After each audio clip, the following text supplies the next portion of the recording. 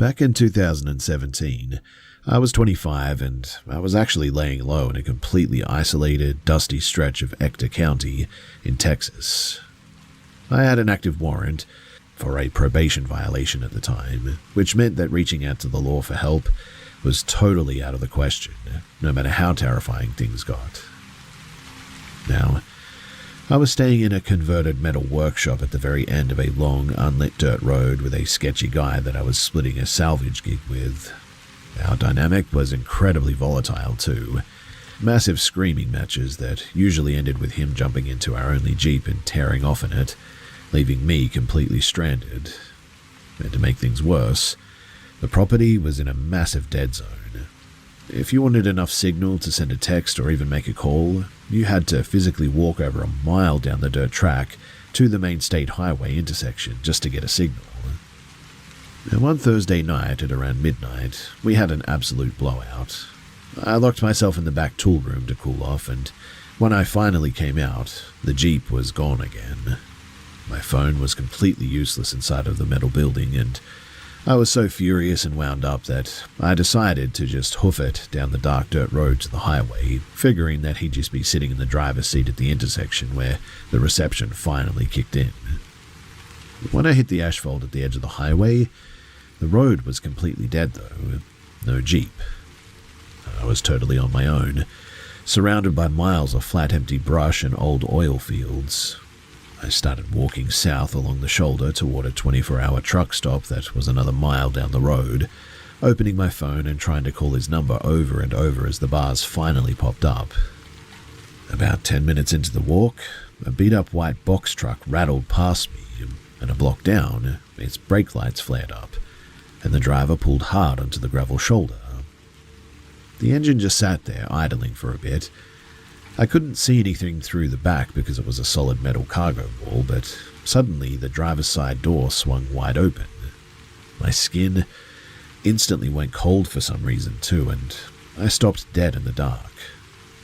But right then, a pair of headlights topped the distant hill coming toward us. The driver of the box truck immediately slammed his door shut, hit the gas and tore off down the road. I tried to convince myself that it was just some guy pulling over to check his map or something. 5 minutes later, I heard the heavy, loose clanking of a bad exhaust behind me. I turned around. The white truck was coming back, but this time it had crossed completely over the center line and was crawling toward me on my side of the road, its high beams totally blinding me. The side windows were tinted pitch black, and as it rolled past at a literal walking pace, I noticed something deeply unsettling about the cargo box. Someone had cruelly cut a series of narrow vertical ventilation grates straight into the metal side panels, and in the glare of the dashboard light, I could see thick iron bars welded against the inside of the openings. Another random car rounded the bend, and the white truck immediately gunned it, fishtailing out and then vanishing. I had a horrible feeling in my gut at that point, though. I turned right around and started making a break back toward my dirt road, and sure enough, here comes that clanking exhaust again. The truck passed me, slammed on its brakes 100 yards ahead, and pulled over. In the red glow of the taillights, I got a much better look at the back this time. It had a heavy padlock iron bar running completely across the rear roll-up door, locking it from the outside, it seemed. The driver's door popped open again, just a few inches. The guy inside was sitting there, waiting for me to walk up into the shadows. And like clockwork, the rumble of an oncoming semi-truck echoed down the road, and the white truck pulled its door shut and sped away again.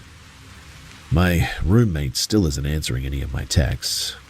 I finally got near the mouth of the private dirt road that led back to the workshop, but right then, I saw the white truck making a U-turn under a distant oil rig light. I deliberately walked right past my turnoff and kept going straight down the highway. I knew the second that I turned into that private dirt road, I would lose my signal completely, and there would be absolutely zero traffic to scare this guy off. I pulled my phone out, held it flat against my chest, and started snapping frantic, blurry photos of the truck as it came back around.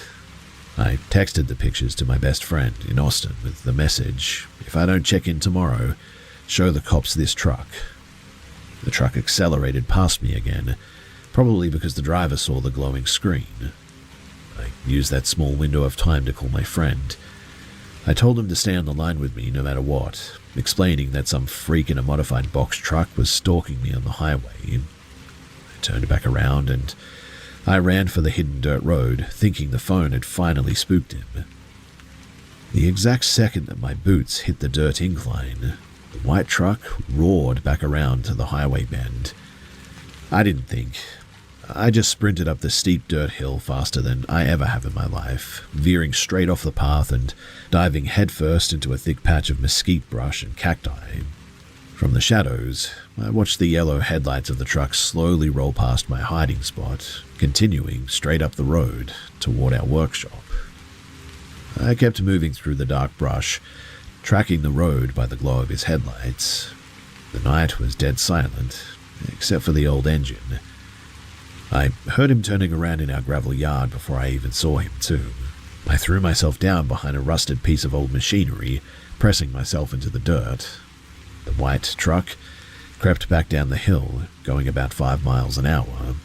The driver's side window was completely rolled down now, though I couldn't make out a face in the pitch black.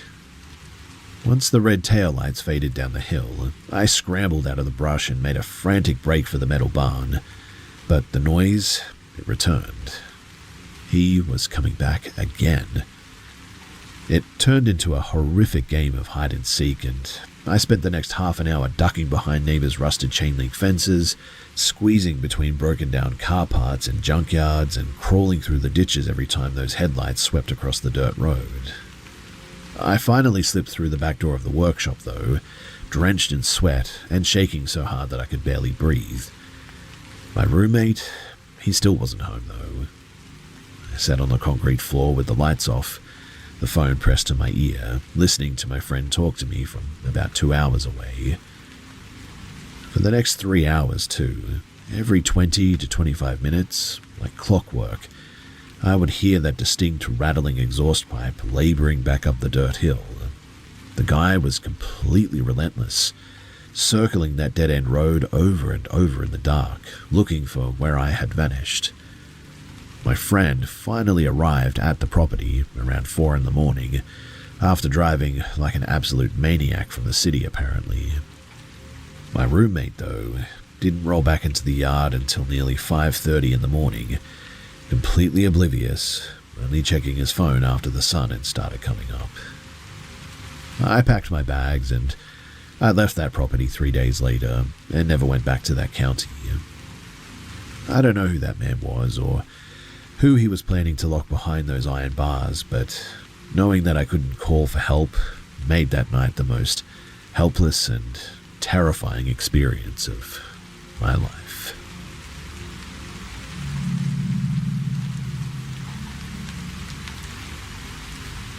I'm not naturally a nervous person by any means. Back when I was a teenager, I even used to hitchhike around the outskirts of Seattle at 3 in the morning and never felt a single bit of anxiety. I've been in rough situations and usually I keep a completely level head. But a few years ago, I had an encounter that made me realize that your instincts will absolutely scream at you when something is genuinely wrong. This happened back in November of 2018. I was 23 at the time, living in a tiny depressing blip of a town in eastern Oregon. The main feature of the area was a massive state penitentiary, located just down the highway in fact, so the whole town always had this weird sort of lockdown energy to it.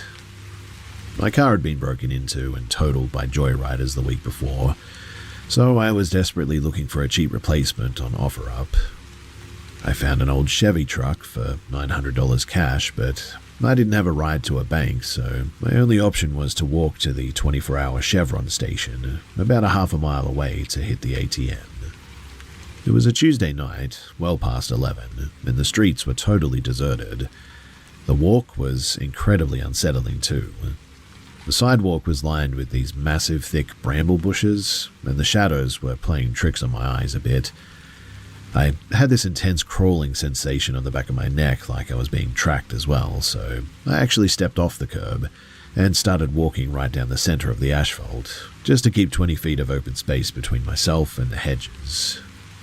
I eventually made it to the gas station though, used the machine to pull out my daily limit of $500, and then had to awkwardly hang around the chip aisle until midnight passed so the system would reset and let me draw the $400 that I needed. Once I had the cash hidden in my boot though, I grabbed a soda and I started the trek back home. I was nearing the same dark stretch of overgrown bushes when a shape appeared under the far streetlight, walking in my direction. As the distance closed between us, my brain struggled to process what I was actually looking at. The guy was huge, at least 6'4", broad-shouldered and wearing a heavy canvas duster coat. But his face was completely covered by a vintage rubber military gas mask with those massive insect-like glass lenses and the heavy filter snout sticking out of the jaw. Every single alarm bell in my head went off. My breath caught in my throat and my legs felt heavy. I immediately drifted across the street, putting the entire width of the road between us, my eyes practically glued to this guy. He didn't even acknowledge me though. He kept his head completely locked straight ahead, his arms hanging totally limp at his sides, just marching at a steady, rhythmic pace down the opposite sidewalk. The only sound in the entire neighborhood was the sort of wet, metallic hiss or click of his breath passing through the rubber valves of the mask that he was wearing. It was the most unnatural thing that I have ever really witnessed. Anyway, we passed each other and I kept walking for about another block, but the silence behind me was way too loud. I had this desperate, frantic need to know where he was, I think, and so I stopped and looked back over my shoulder. The guy, he had spun around on his heel and was standing dead still in the middle of the empty street. He was completely rigid, arms pinned to his sides, just staring through those hollow glass goggles directly at me. He looked like a mannequin dropped in the middle of the road. My brain then just cleared out all logic. I didn't care how stupid I looked. I turned and I ran the remaining 2 blocks to my house at a full sprint, practically throwing my weight against the front door to lock it behind me. But the real panic set in about an hour later, long after I'd locked myself inside. You see, I was sitting in my living room floor trying to calm down when my phone completely lost its network connection. And at that exact same second, the old analog battery-powered clock on my wall began ticking sort of backward, the hands jerking erratically against the glass and behaving really weirdly. Suddenly, a massive localized physical vibration hit the front of the house, it seemed. It wasn't an earthquake. It was entirely focused on the front porch. The heavy double-paned glass of my living room window violently fixed inward, moving and shaking from this frequency. I crept toward the blinds and peeked out. The street lamp outside was completely dead, but in the ambient moonlight, I could see that the large gravel driveway had been violently disturbed. A deep, perfect, straight 5-inch trench had been sort of plowed directly through the stone and packed dirt, starting from the edge of the asphalt and cutting straight up to my concrete porch steps. There were no tire tracks, no footprints, and no discarded tools.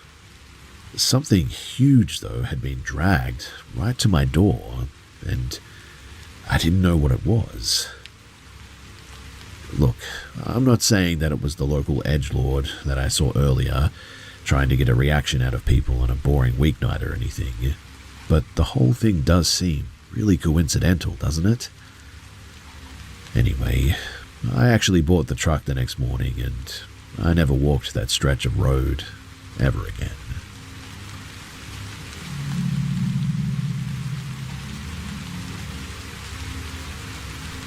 I'm actually sharing this from a sleeping bag on the floor of my uncle's basement right now because I'm completely terrified and, quite honestly, a little bit disappointed with myself. I made some incredibly stupid choices over the last few days, but I was so broke and stressed out about getting evicted that My brain just stopped working right. I needed cash fast, and that desperation made me the perfect target for a freak who knew exactly how to play me. This whole mess started about a week ago. I'm 24 and I live in a small apartment in Pennsylvania. I was digging through a local community board, looking for a quick side hustle when this guy messaged me out of nowhere. He offered me a quick, remote gig doing online property layout checks that paid about $60 a day. He sounded totally normal in his text messages, so we set up a video call to go over how it worked. The second, though, that the camera connected, the whole vibe got completely weird. He was sitting in the dark inside of what looked like a concrete storage unit. I could see the metallic lines of a rolling garage door right behind him, and his voice had this heavy, sort of muffled quality to it. Before we did any actual layout work, he told me that he needed to test my spatial awareness and compliance under pressure. He told me to grab a thick black Sharpie, go over to my bedroom wall, and start defacing my own personal photos and calendars, drawing big X's over the faces while staying on the camera. He kept calling it a focus drill, asking me after every single mark, does the room feel bigger now or smaller? I know how completely brainless that sounds, but last winter, some random person on a gig app paid me $200 just to film myself organizing a toolbox in alphabetical order for some weird student art film. So my brain just rationalized this as another eccentric internet thing. I avoided marking up anything irreplaceable, but the whole thing felt incredibly wrong, and this heavy, sort of sickening feeling started crawling up my spine. While I was drawing on the wall, his camera angle shifted slightly, and I saw that the floor of his space was completely covered in stacks of handwritten notebooks, with printed out social media photos of local college students taped to the covers or something like that. He was sitting there dead-eyeing me through the screen, though, completely motionless. Eventually, I started moving too slow because I was getting so sketched out, and the second that I paused, his tone completely flipped. He barked at me to grow up, told me that I blew the assignment, and slammed the call shut. The next morning, though, is when things got really bad. You see, he started texting my phone like nothing had happened, trying to chat casually. He brought up local spots right near me, like the Unimart down the hill, and then he brought up the old concrete coal breakers out in the woods. If you're not from this part of Pennsylvania, then you probably wouldn't know, but those abandoned structures are notorious for being dangerous places where even some bodies have been dumped over the years. And it is right down the road from my apartment, unfortunately. Now, I realized with absolute certainty that this was not a job. It was a predator who had just spent an hour recording me on a video. I had stupidly given him way too much information during our initial chat, including the fact that my parents live right behind the old brick diner on Route 11.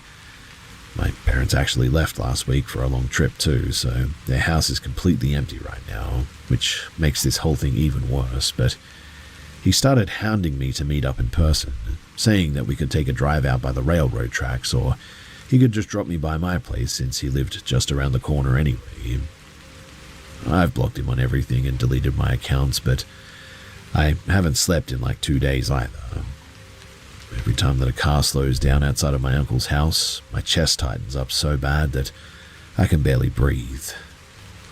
And really, I just sort of need to know how easily someone could track me down within my neighborhood, and what practical steps I could take to completely drop off this guy's radar.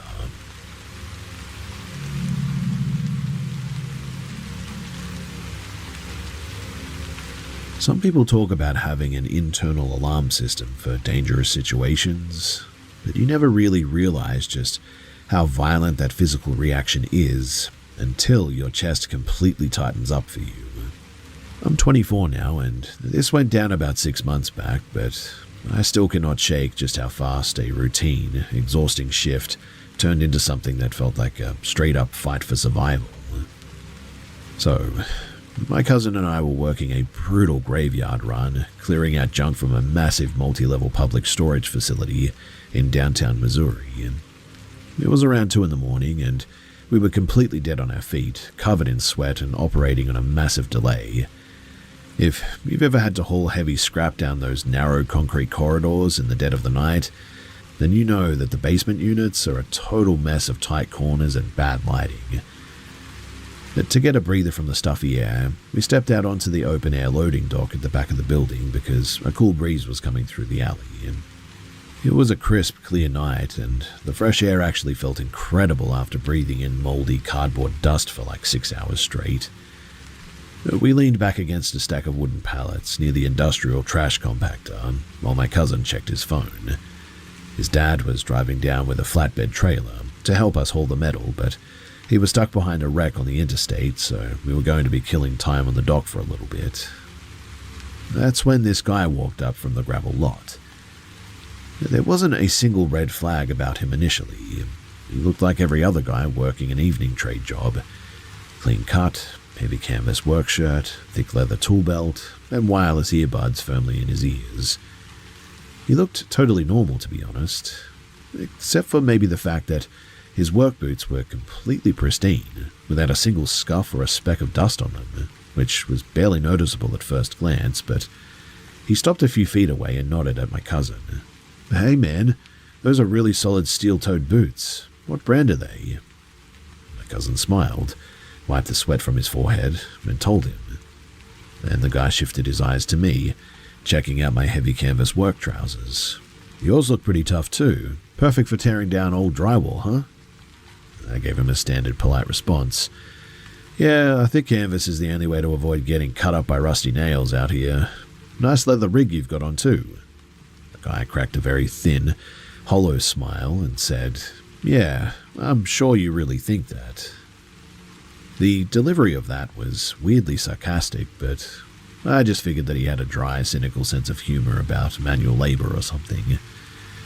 We kept up the casual, tired small talk for another minute or so.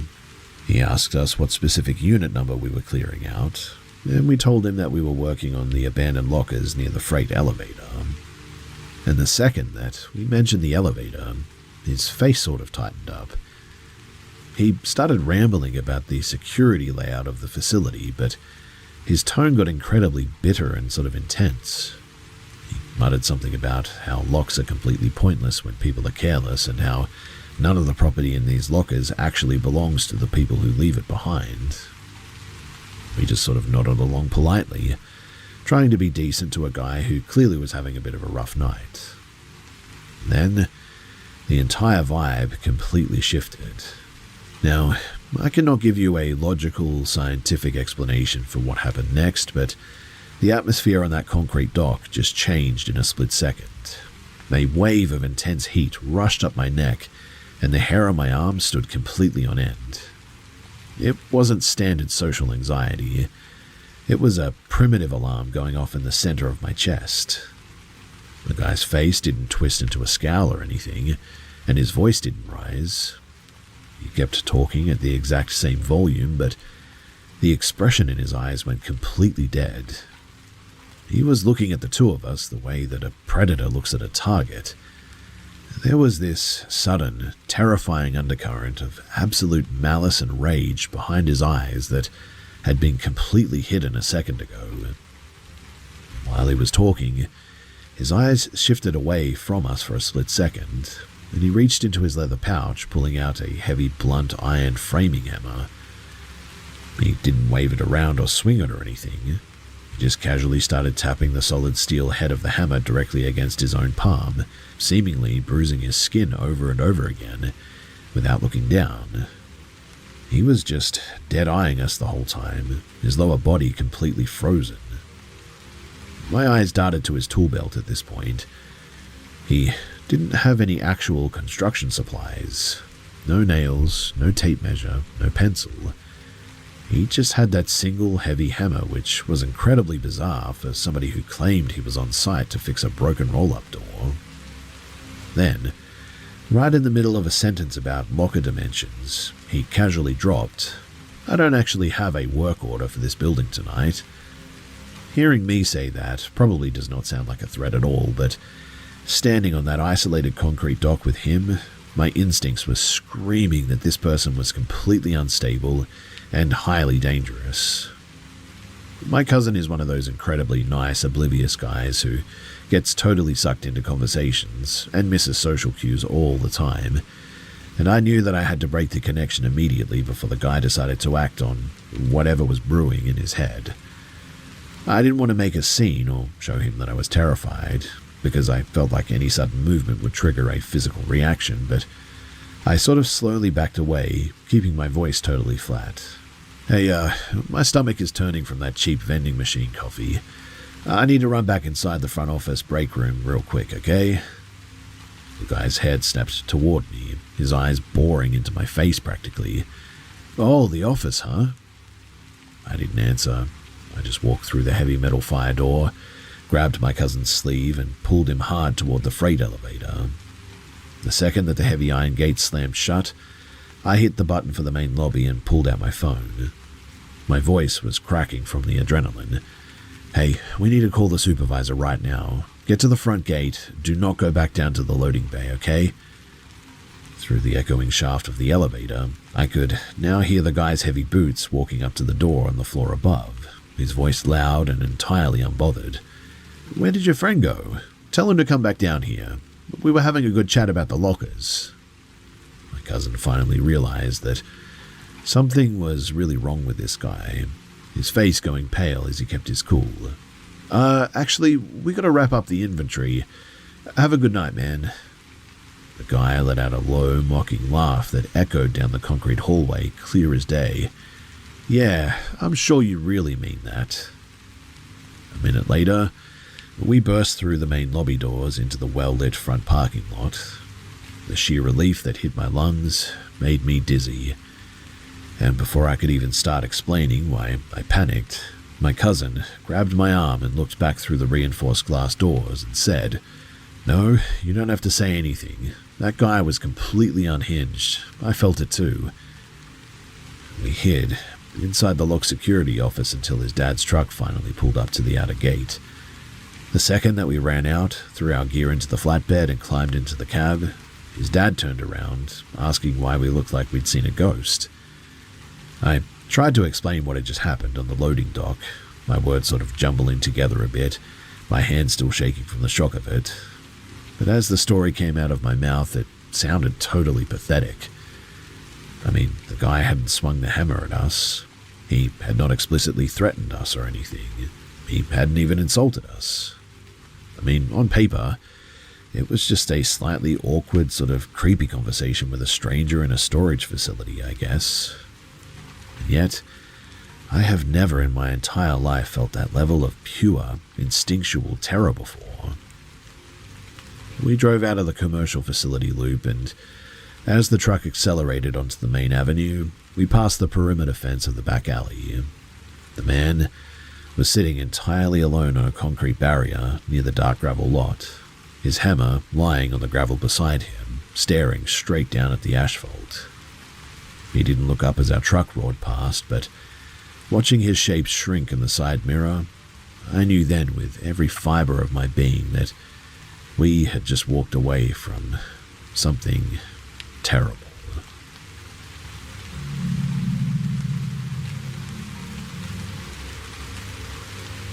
You wouldn't get how messy the trade setup is in these sprawling industrial parks unless you've actually worked in one, because if you're only used to neat commercial storefronts, this whole chaotic layout sounds totally made up. I get that. But it is really how it is. So I'm 20 and working as an apprentice locksmith at a heavy-duty security shop. It's in an industrial corner, and since we're the only place for miles that does cheap walk-in key cutting, or lock rebuilding as well, and safe overrides, the daily backlog is an absolute joke. On any given Thursday, the concrete counter area is completely jammed with tradies and truckies spilling right out onto the pavement.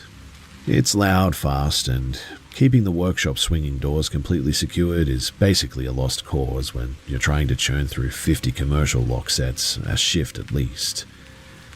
Anyway, our main back work bay is split into two areas. You have the greasy machinery floor where the heavy key cutters, hydraulic presses, and pinning blocks sit. Then, right next to it, is a small glass partition office where the master computer console is set up, and where we program the electronic transponder chips. Now, this went down about 3 months back during a brutal morning rush. So a young woman, probably around 19 or 20, had come in with a busted ignition barrel from her moped. I was standing over the main pinning block, carefully tweaking the tiny brass tumblers with tweezers and setting the springs to get a clean alignment. Because the workshop was so backed up and the garage door was constantly rolling up and down, an older guy, easily in his mid-50s, had wandered past the safety line and into the main tool bay, and was leaning up against a stack of storage crates. He wasn't a random intruder. He was the very next job on my clipboard, in fact, waiting for a simple duplicate warehouse key, and he just followed the previous customer inside because nobody was managing the front till to stop him. Once I had the girl's ignition barrel perfectly aligned, I stepped around the partition and into the programming booth to log it into the software. As I looked through the scratched glass viewing window to check the room before running the code machine, I noticed the older guy.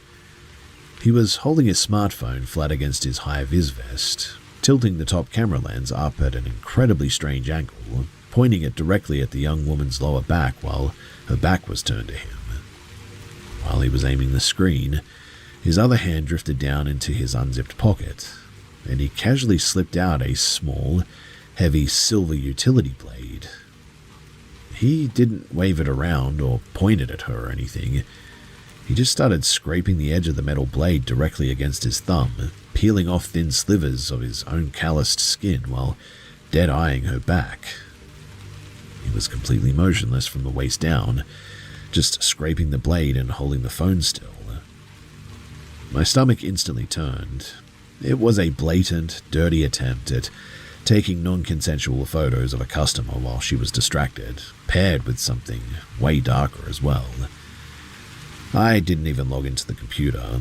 I turned around, grabbed the senior locksmith on duty, and we both marched right back into the main work bay.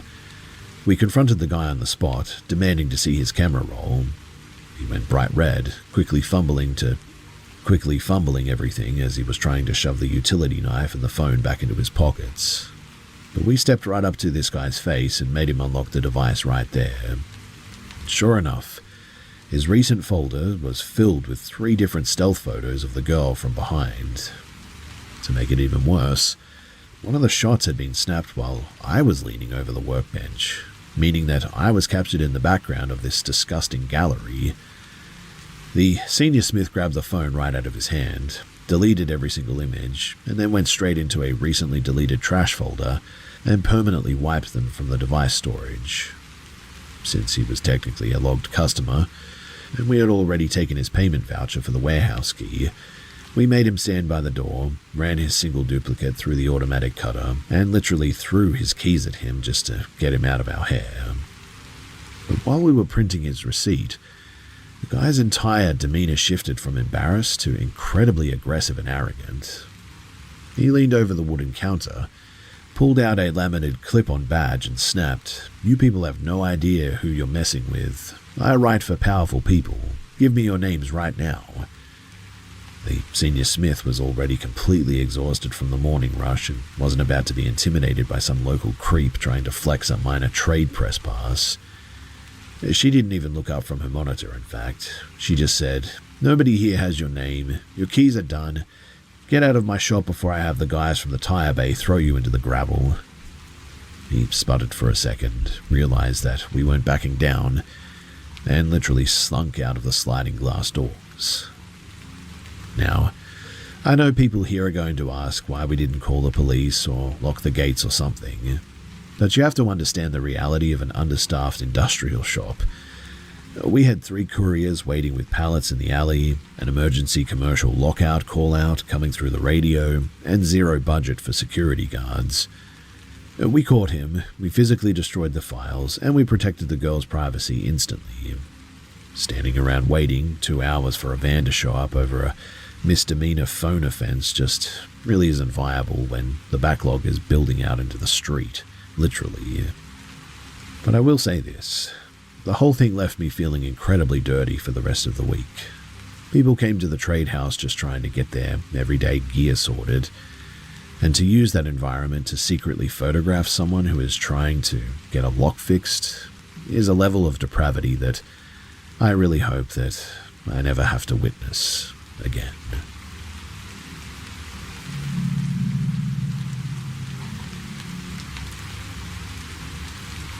Some people look back at their worst moments and they wonder about the grand, sweeping choices that saved them. But I still look back at this night and wonder if a simple, stubborn aversion to a specific texture is the only reason that I'm still around to even share this. This went down back in 2019. I was 20 at the time, working a tedious stocking shift at a commercial print shop in a pretty gritty industrial pocket of Iowa. A guy that I'd never seen before walked in the front loading bay, looked around for a second, and then marched straight up to my workbench to ask for my number. He was wearing clean work pants, a structured jacket, and had this very polite, confident, old-school charm that really completely caught me off guard, if I'm being honest. Against my better judgment, I said yes when he suggested picking me up the following Tuesday afternoon for a quick lunch date. When he pulled up to my apartment complex a few days later, he was driving a heavy, enclosed white cargo van. The second that I climbed into the passenger seat, he handed me a large, thick plastic container of pre-made mango smoothie. He smiled and said that he'd snagged it from a wholesale market right down the road from my place so that we could hit the highway faster. I took a tiny sip through the thick straw, and my mouth immediately recoiled. It was completely warm, heavy, and tasted chalky and bitter. I have an absolute fixation on cold, smooth textures and cannot stand warm or grainy drinks. That trivial little detail is the exact moment, too, that the entire trajectory of the night completely shifted. Because I couldn't stomach the texture, I set the plastic container down in the deep side pocket of the door panel. I didn't want to be a rude guest on the first date, so every few minutes I'd pick the bottle up, fake a long sip with my lips tight against the straw, and just pretended to swallow before sliding it back into the door pocket. But sitting there in the echoing, unlined cabin of the van, my brain started working overtime. Why would somebody buy a person a random heavy wholesale drink when the entire stated purpose of the afternoon was to go and sit down at a diner together? He hadn't even asked what flavors I liked. And then the red flags started piling up at lightning speed. He blew right past the central industrial exit where all the local food spots were. When I pointed it out, he gave a dismissive little laugh and said that he knew a much better secluded park a little further out of town. As we kept driving, I started catching him in weird, pointless lies. For instance, he claimed that he worked as a dispatcher at the main freight depot right down the street from my house, but I told him that that was impossible because my brother-in-law managed that specific depot yard and I knew the entire small crew pretty much by name. He didn't even try to defend the lie. He just went totally silent and dead-eyed the road ahead. Over the next 20 minutes, he asked if I had finished my smoothie, not just once or twice. He asked me at least 10 separate times, his eyes darting down to the door panel every single time that I took a fake sip. By the time that he had veered off the main state route, the sun had completely dipped behind the tree line, leaving the dirt road in total darkness. He then took a sharp turn down an unlit gravel road, heading directly into the dense woods out past the local water authority reservoir. At that point, a heavy, cold weight settled into my stomach. My survival instincts kicked in, and a voice in my head told me that I needed to remain completely calm, keep my voice level, and do absolutely nothing to provoke or escalate his behavior. Every time the van hit a rut in the dirt, something loose and metallic inside of the dashboard compartment would rattle furiously as well. It sounded like an industrial roll of thick copper wiring or maybe heavy metal chains shifting around or something. He kept tapping his fingers on the plastic housing, though, completely fixated on the vibration while a strange, intense smirk grew across his face. While he was driving, he reached down to the center console eventually and picked up a heavy matte black rifle laser sight, the kind meant to clip directly onto a tactical rail. He didn't say a word, but his thumb clicked the pressure switch on the side, and instantly an incredibly bright, intense red dot flared to life, projecting directly onto my chest, right over my heart. He held the detached sight perfectly steady in his grip, keeping the dot burning into my shirt while his eyes remained locked onto the dark road ahead. Every time, too, that his thumb pulsed down on the pressure pad, the red beam would flicker, painting a target on me in the pitch-black cabin. And then, his entire personality just dissolved. He began driving like an absolute maniac, violently jerking the steering wheel from side to side using only his elbows while gripping his own hair. He started screaming at the windshield, yelling at the top of his lungs that he was an unappreciated genius, that he was the next major prophet, and that I was his chosen queen. He slammed on the gas, tore off the graded road, and drove the van straight through a clearing and into the forest. Branches were scraping aggressively against the passenger side door, and eventually the tires crunched to a halt, the headlights cutting through the dark, reflecting off of a flat black sheet of water. He had stopped the vehicle right at the absolute lip of a remote reservoir lake, the front bumper hanging over the mud. He cut the engine and then he just sat there. For 15 agonizing minutes, neither of us said a word. He just stared through the windshield into the black water. The air inside the cabin felt thick, hot, and suffocating. It felt exactly like he was waiting for something to happen, or waiting for me to lose consciousness from whatever was mixed into that warm, chalky bottle. Suddenly, he opened his door and stepped out into the pitch black, slamming the heavy metal door behind him. I couldn't see where he went or what he was doing in the dark, and my pulse was now racing so quickly that I could feel it buzzing in my fingertips. The second the door latched, I grabbed my phone, slammed the screen brightness to 0, and frantically texted my friend, "Call me in exactly 60 seconds. Tell me there's an emergency leak at the workshop and I need to come in right now to secure the bay. Don't ask questions. I'm out past the lower reservoir road." My phone started vibrating in my palm less than a minute later. I answered on the first ring, pretending to listen to a frantic update from a supervisor. The guy opened the driver's door right as I hung up, climbing back into the high seat. He smelled of cold mud and rust, and he stared at the glowing phone screen in my hand, his face completely blank. "So, you have to go back, huh?" he asked, his voice dead and hollow. Yeah," I said, keeping my breathing as steady as humanly possible. "My boss said the high-pressure line burst in the rear bay, and the whole floor is flooding.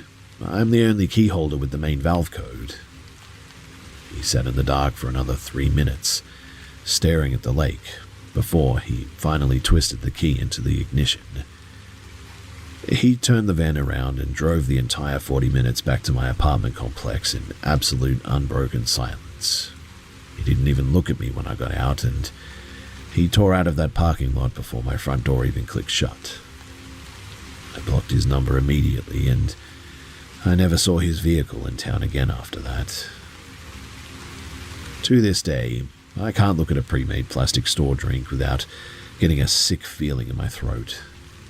If that drink hadn't have been warm and gritty, if I had actually swallowed whatever was inside that bottle instead of just pretending to sip it to be polite, I really don't think that I ever would have made it out of those woods.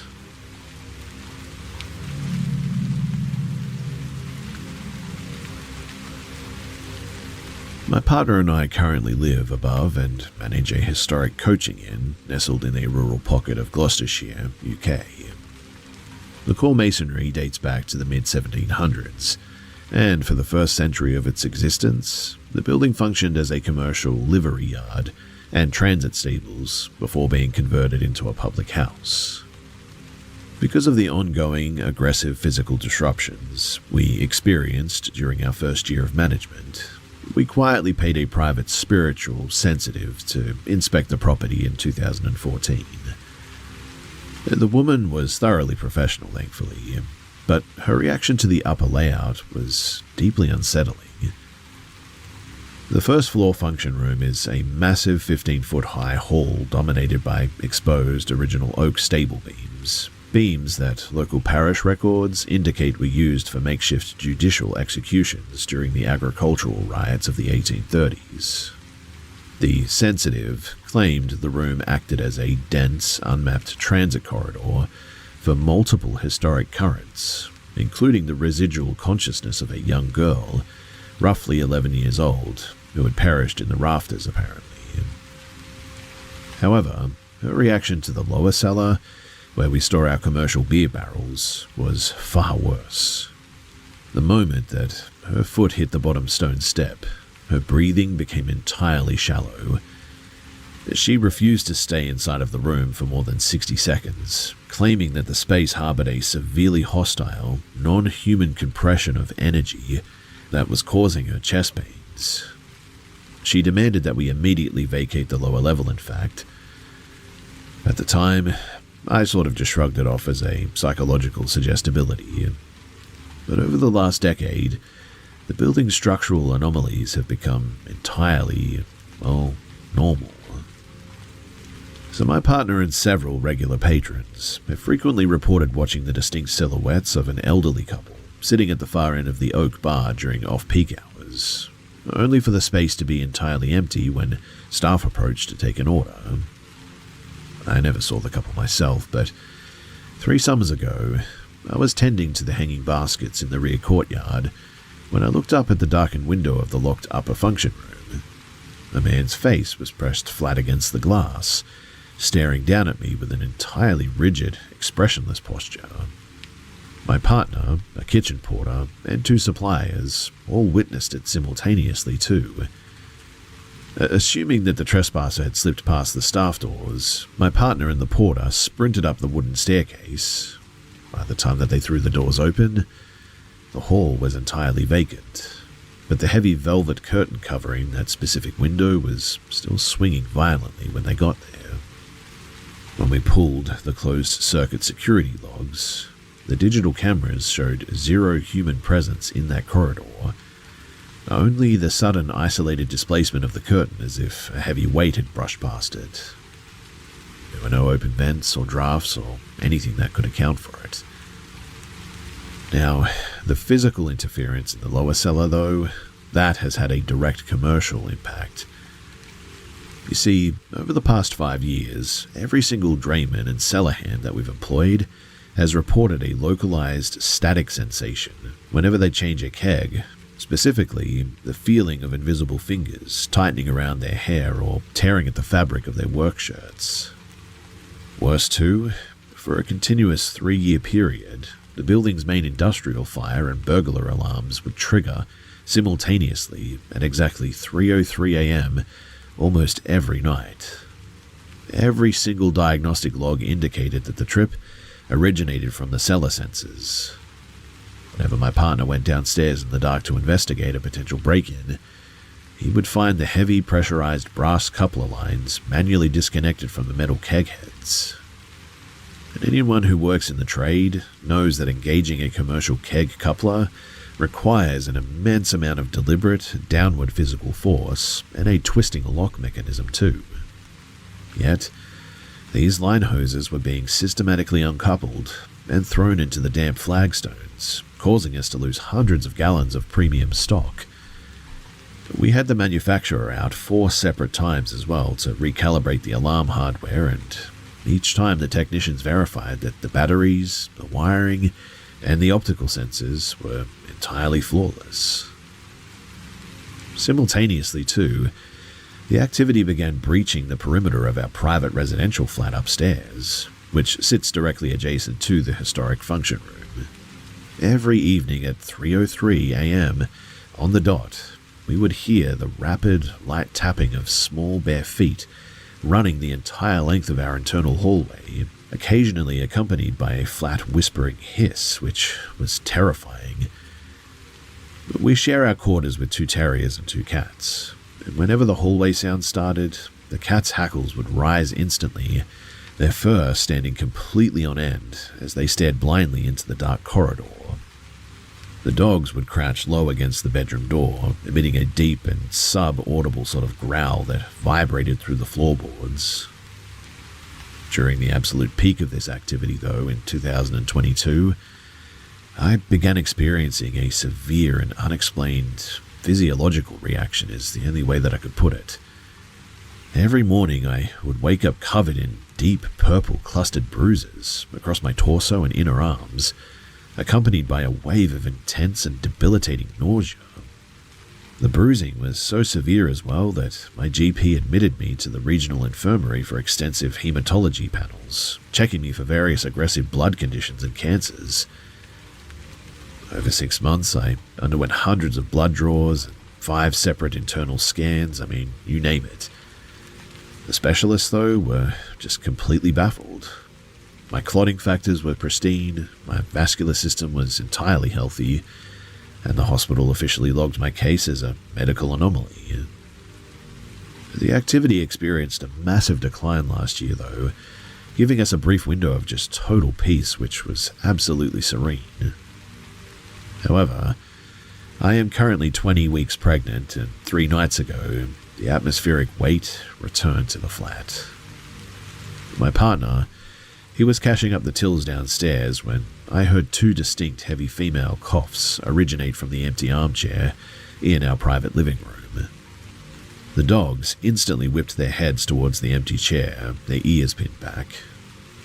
And since that night, there's this constant feeling that I'm being watched. My own mother completely refuses to spend the night in our guest room as well because she develops an instant, blinding migraine the moment that she sits down, claiming that the air feels occupied. Last summer, a temporary relief manager stayed in that same spare room for 2 weeks. She woke up on her 3rd morning with 3 deep parallel vertical scratch marks tracking down her left shoulder blade. The bedroom door, it's been deadbolted from the inside, and our animals were locked in our master bedroom all night. I'm terrified that this hostile energy is re-anchoring itself to the layout precisely because of my pregnancy. I just cannot afford to endure sleepless nights or the return of the unexplained physical bruising while carrying my child. I'm entirely convinced that whatever is manipulating the cellar lines and mimicking voices in our hallway is targeting the structural living space, and I need to know the specific, non-religious protocols for how to get rid of whatever this is.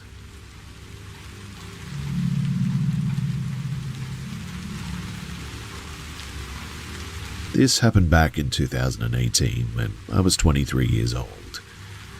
At the time, I was living full-time with my grandfather in his ground floor condominium unit in a quiet forested suburb of Alberta.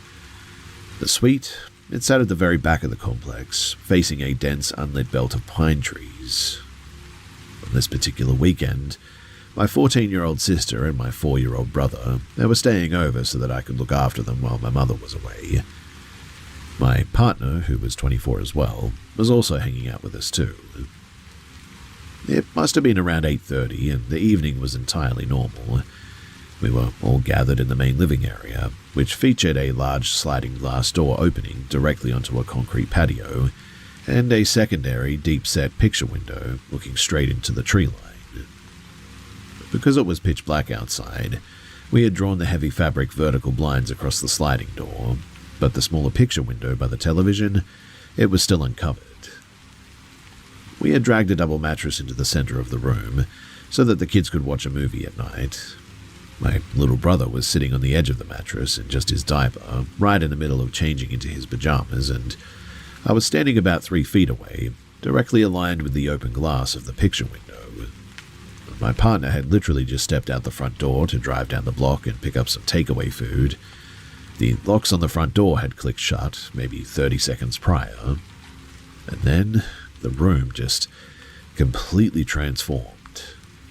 It didn't feel like a spiritual presence or anything, but it felt like a violent mechanical drop in localized pressure.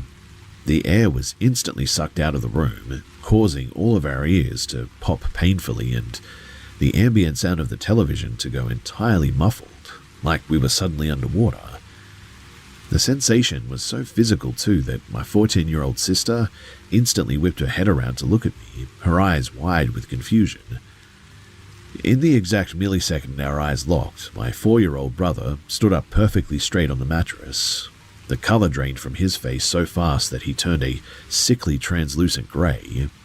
He pointed a shaking finger directly at the glass behind my shoulder and began screaming at the absolute top of his lungs. A piercing, frantic shriek of just pure primal survival panic. "Close the lines," is what he said. "It's on glass." My stomach dropped so violently that I felt instantly physically sick. My sister sprinted across the room, grabbing my arm, while my brother continued to scream, hyperventilating so hard that his chest was heaving. Neither my sister nor I could see anything through the black pain, but the sheer terror radiating from a 4-year-old made me lunge forward and violently rip the cord to drop the blinds over the window. The moment, too, that the plastic slats snapped shut, it was like everything began to move in slow motion. My peripheral vision blurred, and a thick dreamlike sort of detachment settled over my brain. It felt like trying to sprint through deep water. We were holding my brother, trying to muffle his crying, when his eyes darted toward the seam of the closed vertical blinds. He began kicking his legs, screaming even louder, saying it didn't stop. Panicking, I scooped him up under my arm and ran toward the sliding glass patio door, my sister clinging to the back of my shirt. I completely lost my head, if I'm being honest. I didn't want to be trapped in that compressed living room, so I yanked the sliding door open, tore through the outdoor vertical blinds, and burst out into the concrete patio into the freezing night air. The moment, too, that we hit the outdoor air, the pressure returned to normal. My brother's hyperventilation slowed down for a brief second. His breathing became less labored as he buried his face into my neck. But the slow-motion, detached sensation hadn't left my head yet. I was standing on the dark patio, looking at the silent pine trees when my brother stiffened again. He slowly turned his head toward the empty brick wall of the condo, just 2 feet to our left. His voice dropped into a terrifying flat whimper. "Next to us," is what he said. I nearly passed out from the sheer spike of adrenaline, and I didn't even look at the wall. I turned around, carried him up the concrete garden stairs, and ran entirely out to the bright-lit asphalt parking lot at the front of the complex. We collapsed onto the communal concrete steps, all 3 of us shaking uncontrollably in the cold. Once I could finally control my fingers again, I pulled out my phone to check my partner's location on the tracking app, assuming that they must have been halfway across the neighborhood by now, given how much time I thought had elapsed. When the screen lit up, my brain just experienced what I can only describe as a massive logical glitch. She had only left the house 4 minutes ago. Her car icon was idling at the traffic light just 3 blocks down the street. The entire ordeal, running through the flat, the patio escalation, the slow-motion escape, had occurred in a span of less than 3-4 minutes. I called them, though, frantically, my voice cracking as I explained that we were locked out on the front steps and they needed to come back immediately. They were completely confused, repeating that they had just turned the corner and didn't understand how a crisis of that scale could have unfolded in the time that it took them to listen to one song on the radio. We sat on those cold concrete stairs for over half an hour, I think, until they eventually returned with some food, refusing to even look at the front windows of the flat. Now, what makes the memory even more unsettling is our cat. He was an incredibly vocal, territorial indoor cat who usually followed us into every room. During the entire panic inside, he was completely missing. But the moment that we sat down on the front exterior steps, I looked up at the high, narrow transom window above the building's front door, and the cat was sitting perfectly upright on the interior ledge, staring down at us through the glass with a completely unblinking focus. He didn't meow or scratch at the pane. He just watched us with a really eerie stillness. My little brother was completely disassociated for the rest of the night. He wouldn't look at the television or eat any food, completely shutting down. Because he was so young, it was incredibly difficult to get a coherent description of what he had actually seen through the glass, but he kept repeating two distinct details to my older sister while she held him. He seemed to be saying that it was an immense towering figure that didn't have a distinct face, and that it was like glowing white-yellow, something like a light bulb, I think. As he grew older, his mind completely blocked out the event. Whenever my sister and I brought it up years later, he genuinely had no recollection of it whatsoever. But I know for an absolute fact that he wasn't playing a game. I mean, you just cannot simulate that level of acute shock. I mean, he literally lost his skin color, the near fainting from hyperventilation, and the total dilation of his pupils. I mean, again, you just cannot fake that.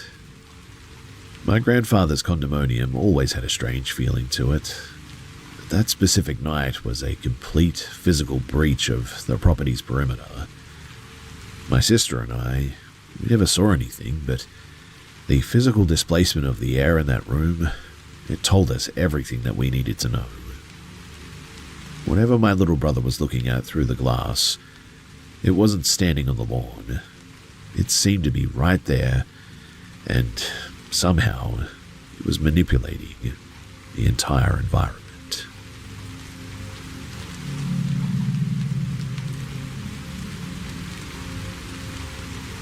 I'm a 28-year-old dental hygienist, and my husband and I currently live in a 4-bedroom suburban house in Berkshire where I was raised. Growing up here, the property felt structurally quiet to me, I guess. I mean, I occasionally heard the settling timber or footsteps on the landing at night, but nothing that really disrupted my routine or gave me second thought. My mother and sister, however, had an entirely different relationship with that layout. Throughout our teenage years, my sister was systematically targeted by, well, an anomaly. Objects would frequently displace themselves from her chest of drawers, and she routinely pointed out geometric distortions in developed family photographs. The most acute incident, though, occurred when she and I were sitting on her mattress discussing a school project, when, without warning, every heavy textbook and storage box on her built-in closet shelves were violently propelled forward into the center of the room.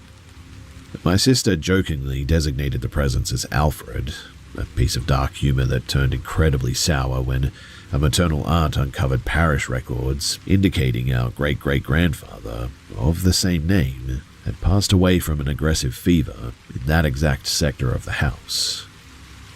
My mother had experiences too. She was plagued by acoustic mimics, I think is what you call them. Specifically, the clear, distinct sound of my sister or me calling out her name from empty rooms. The phenomenon was so precise, too, that even my own father, who was an extreme religious skeptic, even he believed it. While he and my mother were preparing dinner in the kitchen one night, both of them froze as my voice clearly echoed down the stairwell, calling out for my mum. But they both knew that night, I was at least 40 miles away, spending the weekend at a friend's house and reading. When my mother and sister eventually moved out into their own respective properties, they claimed the acoustic mimics followed them too, embedding themselves into the drywall of their new homes.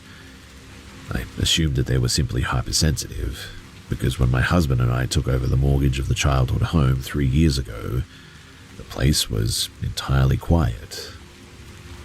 The silence, though, lasted exactly until last October, when we brought our newborn daughter home from the hospital. Now, medical professionals might immediately attribute the following timeline to chronic sleep deprivation, postpartum exhaustion, or perhaps even hormonal shifts, but I'm a medical professional myself, and I clung to those rationalizations for months as well. But human exhaustion does not manipulate mechanical door hardware. The disruption began with the return of the acoustic mimic. this time targeting my husband. During our daughter's second month, she began sleeping in a predictable and stable routine, waking only once in the early hours, really.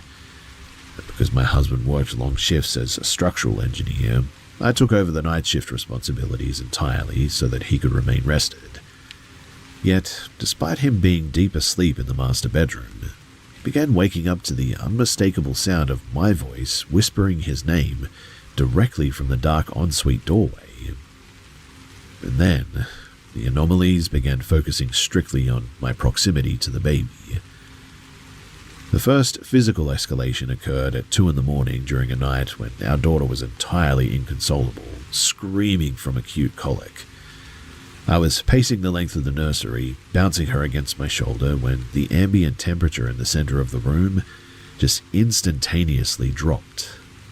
A profound, freezing chill tracked directly up my spine, so intense that it actually made my breath hitch. In that exact second, too, my daughter stopped crying mid-shriek. Her entire body went completely rigid, and her eyes snapped open, focusing with absolute unblinking clarity on a point in the air precisely 3 inches behind my left shoulder. The sudden stillness of an infant who had been hyperventilating for an hour was so unnatural that I immediately sat down in the nursing chair, pinning my back against the wall, paralyzed by a wave of intense and visceral paranoia until, well, dawn, really. 3 weeks later, something else happened in broad daylight. It was a bright, clear morning, around 7, I think. I had brought our daughter into the living room for her morning feed and a brief period of floor play before her first nap. The living room's gliding chair was positioned with its high back directly facing the heavy timber door of our master bedroom, which was completely closed and latched. And as I rocked her, she began to fuss a bit. Simultaneously, that same distinct localized wave of freezing air swept over my neck all of a sudden. My daughter instantly ceased her fussing, her eyes locking onto the space directly behind the glider. And then, behind me, the distinct metallic sound of the brass door handle turning echoed through the silent room. I heard the mechanical click for the internal latch withdrawing from the strike plate. The heavy timber door slowly, smoothly swung wide open. Hoping against hope that my husband had simply heard the baby crying and was stepping out to assist us, I called out his name into the corridor. There was no response. I turned the chair around. The hallway was completely empty. I sprinted into the bedroom. My husband was fast asleep under the duvet, snoring loudly. The shock of the mechanical manipulation, though, was so severe that we spent the afternoon completely rearranging the living room furniture so the gliding chair sat squarely in a corner, eliminating any blind spots behind my head. I have watched that specific door latch slide open twice since that morning, too. To preserve my own sanity, I've stopped pulling the door fully shut to ensure that the internal latch never fully catches. That way, whenever it does swing open, I can usually convince myself that the draft from the pedestal fan finally generated enough atmospheric pressure to push the timber. The footsteps, though, and the low disjointed whispers, they continue on the landing between the hours of 2 and 4 in the morning, but I have systematically sort of altered my movement patterns within the house to hopefully avoid them entirely. I am acutely aware that whatever anchored itself to my mother and sister during their youth did not vacate this property when they left. It simply went dormant, waiting for the introduction of a new and vulnerable child, it seems, to reactivate entirely.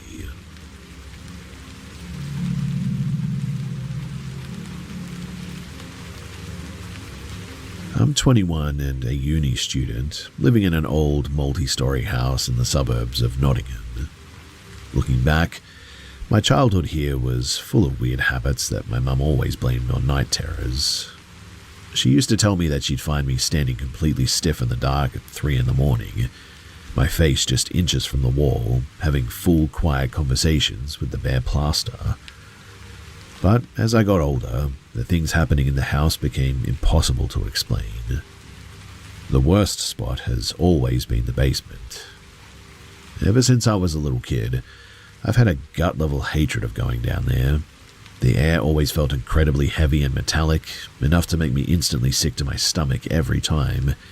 Heavy tools and wood scraps left flat on the workbenches will constantly move on their own and thud onto the concrete floor when everything else is completely still. Out of the corner of my eye, I'd always catch these fast, dark shapes darting across the doorway of the boiler room. But whenever I whipped my head around to look, the space was always completely empty. The physical stuff started ramping up though when I was a teenager. I was sitting on the living room sofa with a friend one day when I felt a sharp, hard yank on my hair, like somebody had grabbed a few strands and explicitly pulled them upward.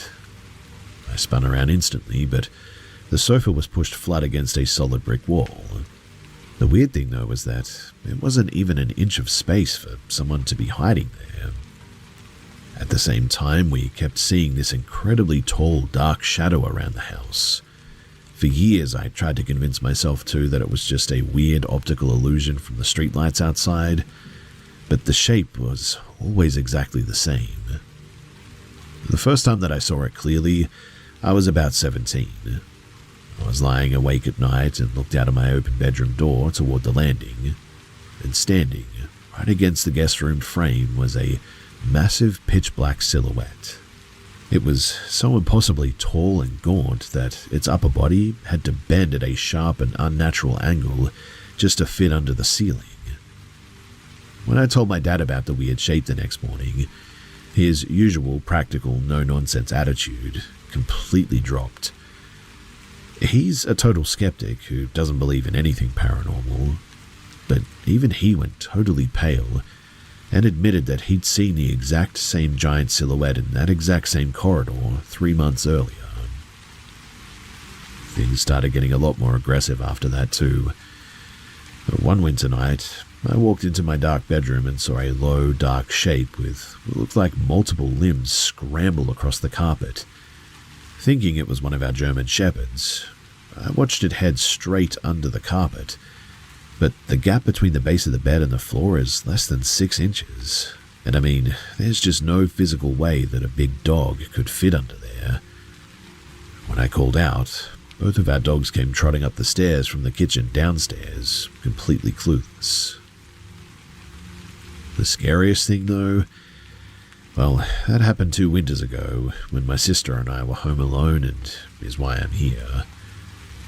She came into the kitchen shaking, and she said that she could hear heavy footsteps on the floorboards right by the bottom of the stairs. I went out into the hallway with her to listen, and the sound was unmistakable. Heavy, solid boots were stomping up the wooden stairs one by one, making the drywall vibrate. We thought that we were dealing with a violent home invasion at first, so I grabbed a chef's knife from the counter and we ran into the small family bathroom and locked ourselves inside.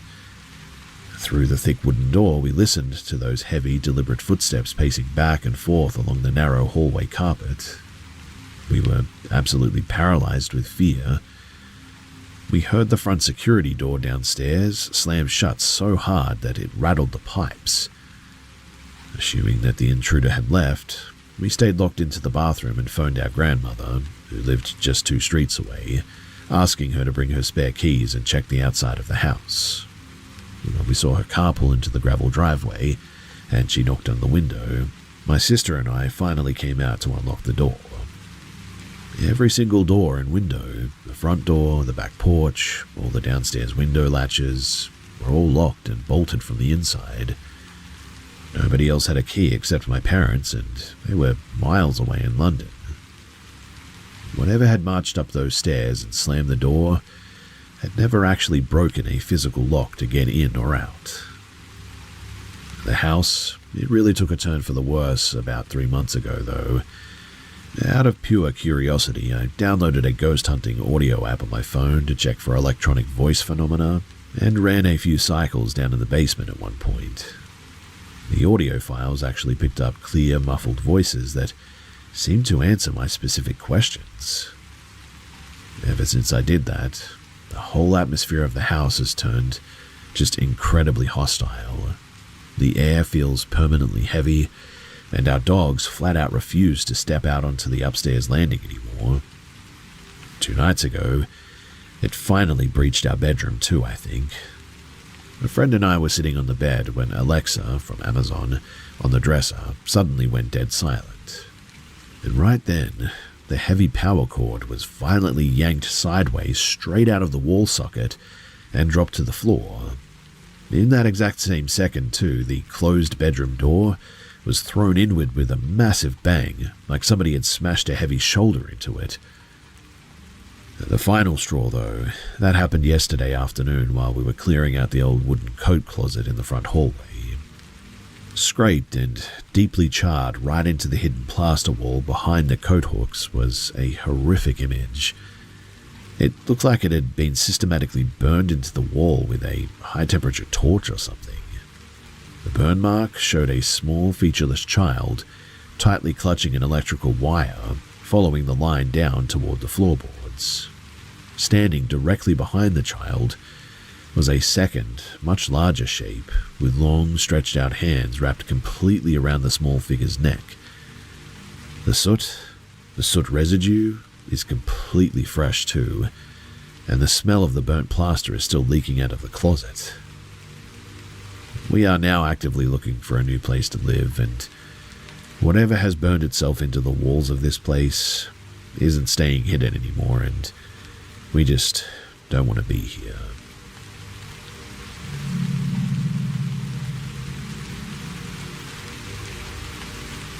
I'm 29 and work the permanent night shift as an industrial plant operator out in Ohio. Because of my schedule, my whole routine is completely flipped. I usually wake up at around 5 p.m., run my errands in the evening, and find myself wide awake and restless in the early hours of the morning. To stay in shape, I started walking a big, mile-long loop that connects 2 old Victorian-era cemeteries, sitting directly across a 2-lane county road from each other.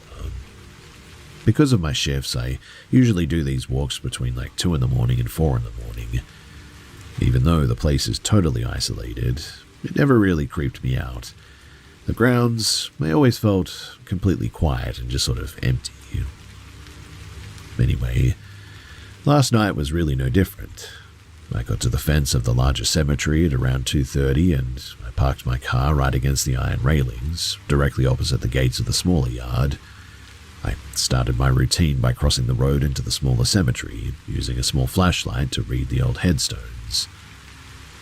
After about 20 minutes, I would say, I crossed back over the tarmac to the main grounds to finish the big 1-mile loop. I had my noise-cancelling headphones on, listening to a lecture, and would occasionally step off the path to upright small statues or trinkets that had been knocked over by the wind. By 3:15, I was finishing up the last part of the loop, coming up toward the main gates right behind where my car was parked. I had parked directly under a bright street lamp, and as I got within about 30 yards of the car, the yellow light flooded through the rear windshield, showing a stark and perfectly clear silhouette of a large man sitting completely upright right in the middle of the back seat. I stopped dead in my tracks on the gravel path. My brain immediately tried to rationalize it as a trick of the light, maybe the street lamp hitting the headrests or the window tint or something. I stared at it for a solid 10 seconds. The shape had a distinct physical bulk to it too that completely blocked out the light from the other side of the road. Assuming now that I was walking right into a car break-in, my adrenaline spiked. Because I walk these dark roads alone all the time, I carry a firearm in a concealed waistband holster, and so keeping my eyes locked on the back window, I pulled my weapon and stepped silently off the gravel onto the wet grass, trying to loop around and flank the passenger side. As I shifted angles to get a direct look through the side window, the silhouette's head slowly and smoothly turned right toward me. The movement was really weirdly fluid, without any hesitation. There were no facial features though, no clear texture, and no reflection from the street lamp. Just a dense, pitch-black mass taking up the physical space of the back seat. I dropped into a low crouch behind a thick granite headstone, using the stone for cover now. Reaching into my pocket, I pressed the unlock button on my key fob, knowing that it would instantly trigger the bright, white LED interior dome lights. I braced myself to confront an intruder hiding on the floorboards. The locks clicked open, the entire inside of the car was instantly flooded with bright white light, but the car was completely empty. Mind you, the change was instantaneous. There was no sound of a door opening, no shift in the car's weight, and no shadow running off into the darkness of the cemetery anywhere. Whatever had been sitting on the back seat just simply ceased to exist the exact millisecond that the lights came on. I quickly advanced on the car with my weapon raised, my boots sinking into the mud a bit. I did a full careful walk around of the exterior before looking straight down through the glass into the rear footwells. There was no space under those seats to hide a grown man. The floors were totally bare anyway. I jumped into the driver's seat, started the engine, and tore away from the cemetery gates at full speed without ever looking back at the rearview mirror once. Now, I like to think of myself as a pretty practical, detail-oriented sort of guy by trade, but the sheer precision of what happened has completely messed with me. I mean, your eyes can play tricks on you with shadows for sure, but a shadow doesn't turn its head to literally track you through a graveyard like that.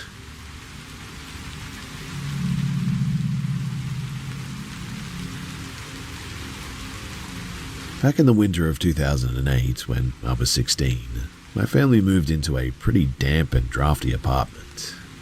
It was a bleak concrete high-rise with the radiators constantly hissing, and the winter sun was setting by 3 in the afternoon in this place.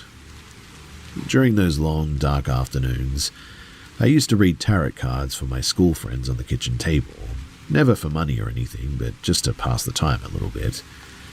But whenever I shuffled the deck alone in the empty flat, the air would turn heavy and I'd get this distinct prickling sensation at the back of my neck, like somebody was standing right behind my chair, peering over my shoulder. One Tuesday, I came home exhausted and decided to catch a quick 30-minute nap before volleyball practice. I lay down on my right side at the very edge of the mattress, staring at the faded wallpaper, my mind sort of drifting into the heavy twilight zone right before deep sleep. When suddenly, a flat voice echoed directly inside the center of my skull, "Don't read tarot." Without thinking, fueled by teenage irritation, I snapped back in my mind for it to go away. The second that I opened my eyes, the breath was completely sucked out from my lungs. Squatting on the floorboards directly in my face, barely inches away, was what I can only describe as a wretched, hairless entity. Its skin was pale, translucent grey, covered in deep wrinkles. It had massive sunken eyes that were entirely bloodshot and dark, and its lips were pulled back to reveal sharp yellow teeth. Sprouting from the center of its bold scalp were roughly 20 long, brittle grey hairs that almost floated in the stagnant air. Before I could even scream, I forced my eyelids shut. The moment that the darkness hit, my entire body experienced a violent and sickening physical sensation, exactly like being dropped into an industrial washing machine on a high-speed rinse cycle. My equilibrium completely shattered all of a sudden, and when the spinning abruptly cut out, the bedroom was gone. I opened my eyes, but there was no light, only a dense, freezing subterranean darkness. The air smelled of like wet lime, and from somewhere high above I could hear the slow, rhythmic dripping sound of water hitting a heavy, flat stone surface, I think. Then, tearing through the cavernous space came the agonizing shriek of a woman. It was a sound of pure, unadulterated suffering, so loud that it vibrated right through my teeth. Desperate to escape, I fought against a massive invisible weight to force my eyes open in the real world. When my eyelids finally cracked as well, I was back on my mattress, panting and drenched in cold sweat. While looking for a flashlight desperately in the kitchen drawer later that evening, I pulled out the old wooden drawer entirely and noticed a small hidden structural gap in the cabinetry underneath. Reaching inside, my fingers pulled out an old grease-stained Russian military identification booklet from like the late 1960s. The photograph had been systematically and aggressively scraped out with a razor blade, but tucked into a plastic sleeve was a small hand-drawn charcoal sketch of the exact same bald and sort of wrinkled entity that I had just seen in my room, annotated with a single frantic line written in faded purple ink: "The Cellar Watchman." The sudden shock of a physical, non-paranormal confirmation of that specific face, hidden in the woodwork, made my stomach drop. I shoved the booklet back into the recess, trembling. The second instance occurred a few months later, and unfortunately, it left a far deeper psychological scar than even the first one. So, I had completely ruined my sleep schedule studying for exams and decided to pull a full 24-hour fast to reset my internal clock. By 1 p.m. the next day, the sleep deprivation caught up to me, and I collapsed onto my stomach on the couch. My cat curled up right against my hip, purring softly as I drifted off. Out of nowhere, though, a deep, radiating warmth enveloped my entire torso. It felt exactly like a massive, incredibly heavy pair of arms wrapped around me from behind in a comforting, protective embrace. But within about 3 seconds, logic pierced through the haze. I was entirely alone in a locked apartment. As the panic set in, a voice spoke directly beside my ear. It was weird and unnatural. It had a sort of overlapping cadence that was neither distinct male nor female, yet it sounded terrifyingly familiar. It spoke in a rapid, rhythmic language that I had never heard before in my life, and yet some part of my brain was sort of able to understand the context of what it was saying. Terrified, I began desperately reciting the lines of an old prayer under my breath, and the moment that those words left my thoughts, the familiar voice instantly dissolved into a distorted, piercing shriek. The sheer terror broke the paralysis, and I violently forced myself up into a sitting position on the cushions.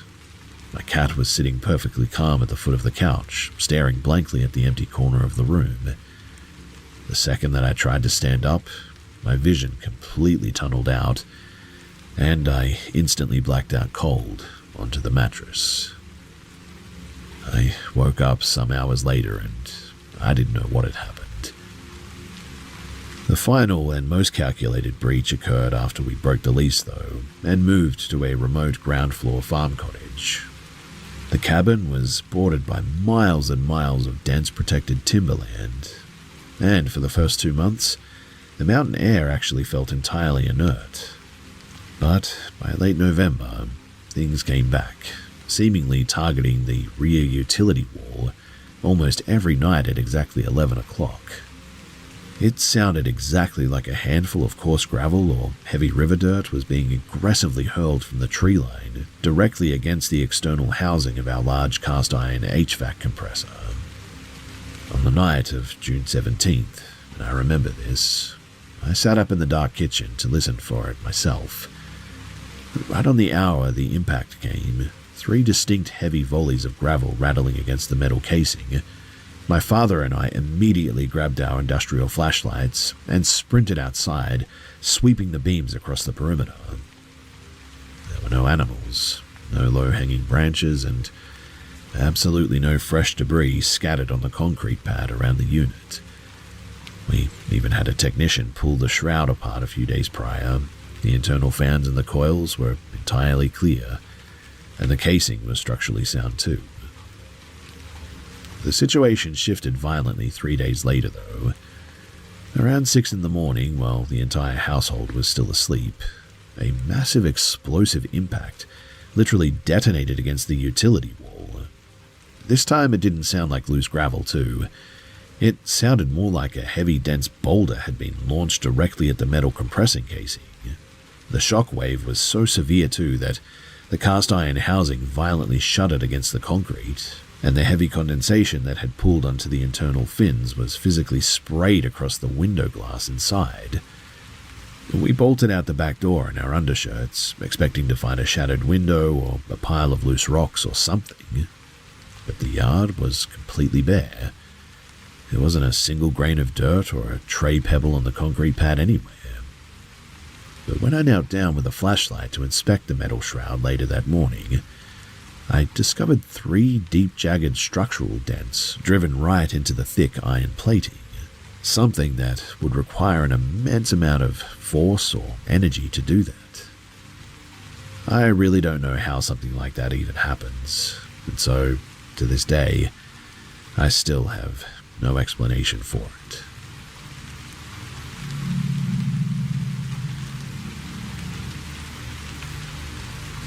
Back in 1993, my family rented a pretty isolated house out on some flatlands. Decades before the house was built, the land had been an old commercial sheep farm, and the property was still dotted with weathered timber shearing sheds, rusted wire pens, and old concrete drainage ditches. Growing up there, the whole house had this weird, heavy energy to it, and a lot of bizarre and unexplained things used to happen in our bedrooms with terrifying regularity. My older brother and sister had rooms right next to each other at the end of the hall, and almost every single night, their heavy pine bed frames would violently shudder and shake at the exact same second. And to make it worse, they both kept waking up to see a towering, faceless shadow figure standing dead still at the foot of their beds. I was in the small spare bedroom at the back of the house, right across the hall from the main bathroom. My parents told me that when I was a toddler, that room was a hotbed for weird audio things. In fact, apparently they used to stand out in the dark landing and listen to me, having full back and forth conversations with the inside of my built-in cedar wardrobe. The talking wasn't even the worst part, though. I would apparently routinely wake up, heavy breathing and crying, because it felt like an invisible force was firmly tickling the bare soles of my feet. It happened so often that my parents started a routine where they'd come and get me at 2 a.m. every single night so that I could sleep in a cot in their room. Things shifted, though, when my older brother left. My sister moved down into this bigger bedroom in the basement, and I took over her old room right opposite my parents'. The second that original spare bedroom was empty, it started running on its own loop. I would lie awake at night, listening to the locked wardrobe door click open, and the bare iron springs of the empty mattress creaking like something heavy was shifting around on it, and the desktop printer on the desk randomly turning on and cycling its roller in the dark. We had a heavy farm cat as well, but there's no way that a cat had the weight to compress those old iron mattress springs like that. Just no way. The escalation, though, happened during a brutal summer thunderstorm one day.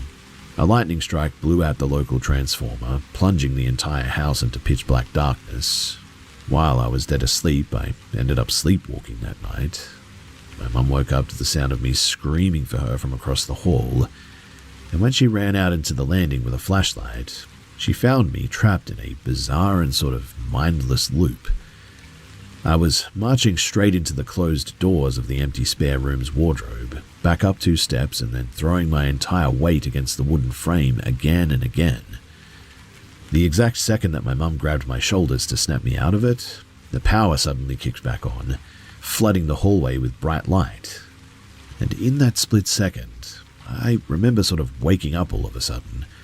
I looked past her shoulder into the empty spare room, and a young boy, totally pale and wearing old-fashioned mid-century work clothes, was standing right in the doorway.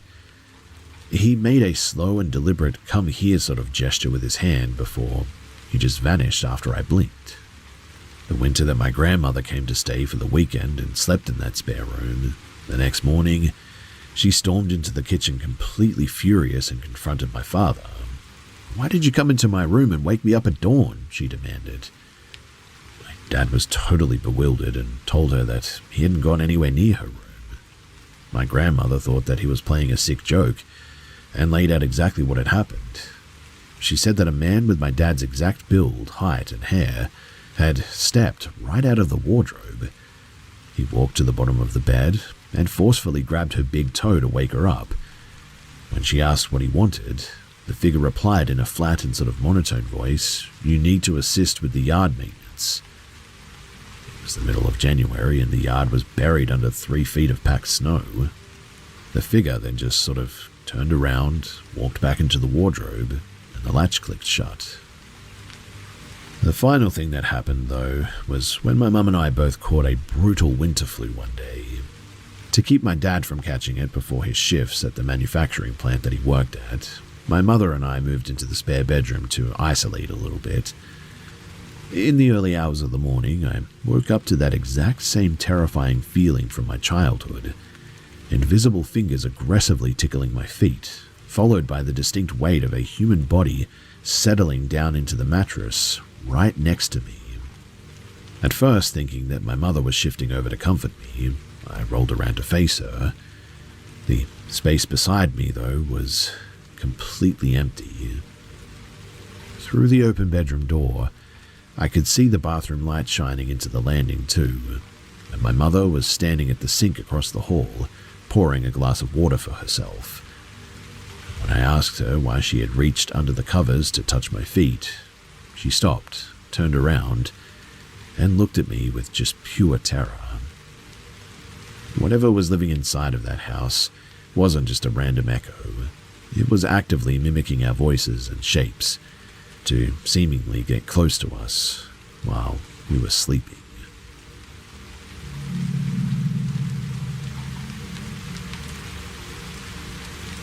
So my husband and I, we manage a remote cabin out in the thick woods of the Appalachian foothills. The land out there is incredibly rugged, packed with dense pine trees and steep rocky edges. Because we're so isolated, we always invite large groups of our close friends out for weekend hangouts and whatnot. Now, the weird stuff started on a clear, completely still evening in July. My husband and I were just relaxing out on the back wooden deck, when out of nowhere, this incredibly loud, high-pitched screech literally tore through the air, coming from a spot exactly 3 feet in front of our faces. It was absolutely deafening, and held a completely flat, steady tone for at least 15 seconds straight. It didn't sound like a bobcat, or a fox, or any animal that I'd ever heard before. Terrified by how loud it was, we literally bolted inside. Within 10 seconds, 4 of our friends came sprinting up the stairs from the basement, asking what kind of industrial machine had just exploded on the lawn.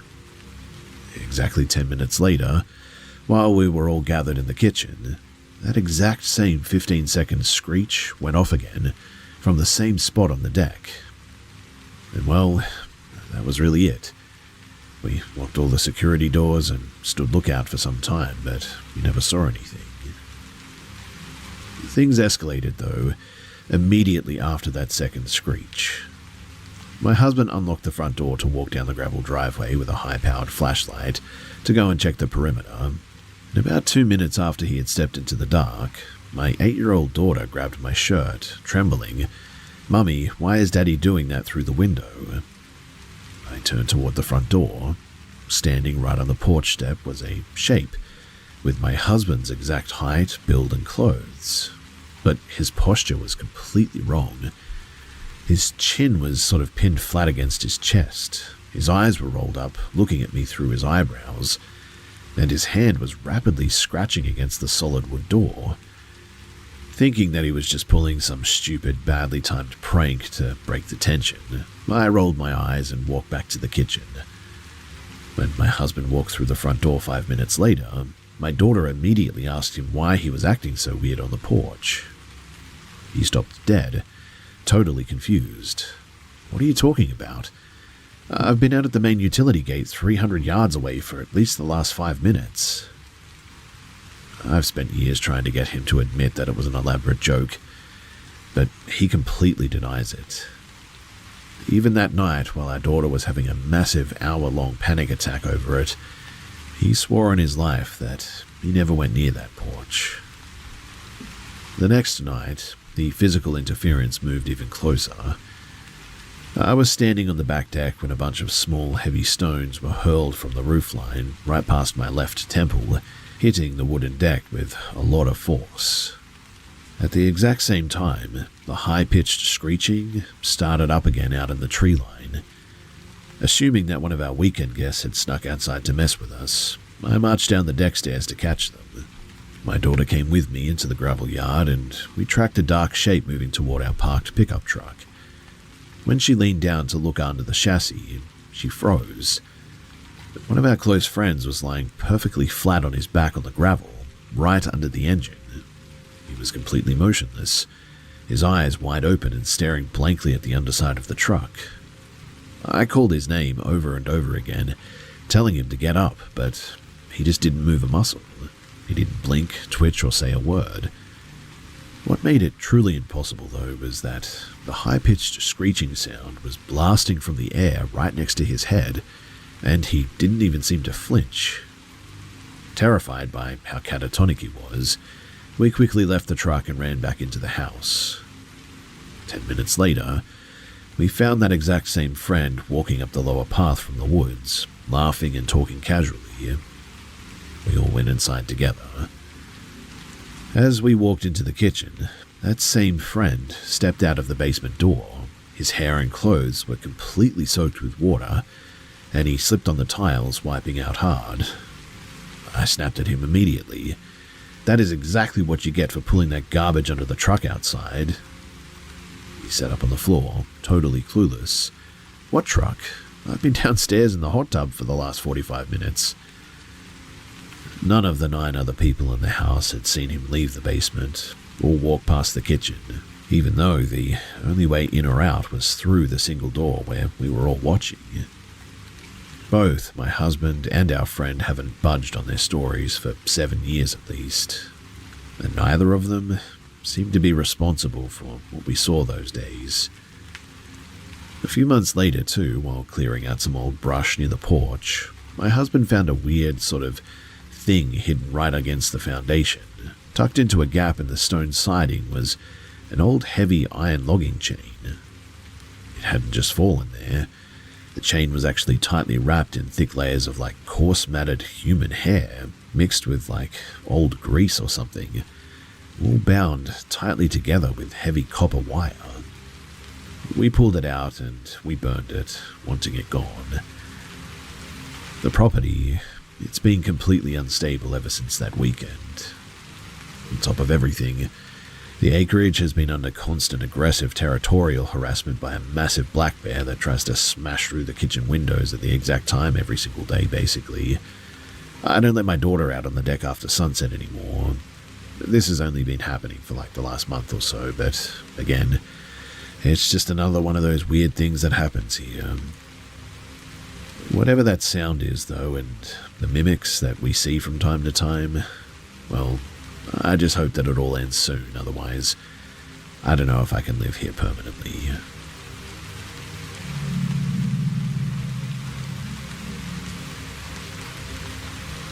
So, I'm going to give some information about my bedroom and the house and how it's all set up, so that everything else will make a little more sense.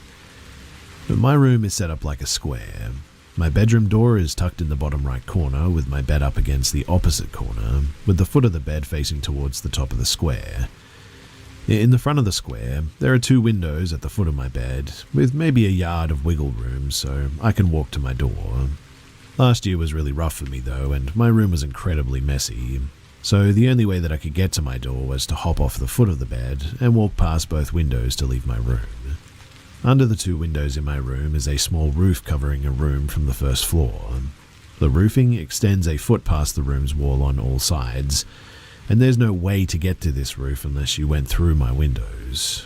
There's also no way to get on top of the house, at all. No trees, no fence, no ladders, nothing. Now last year, I was up late at night listening to music.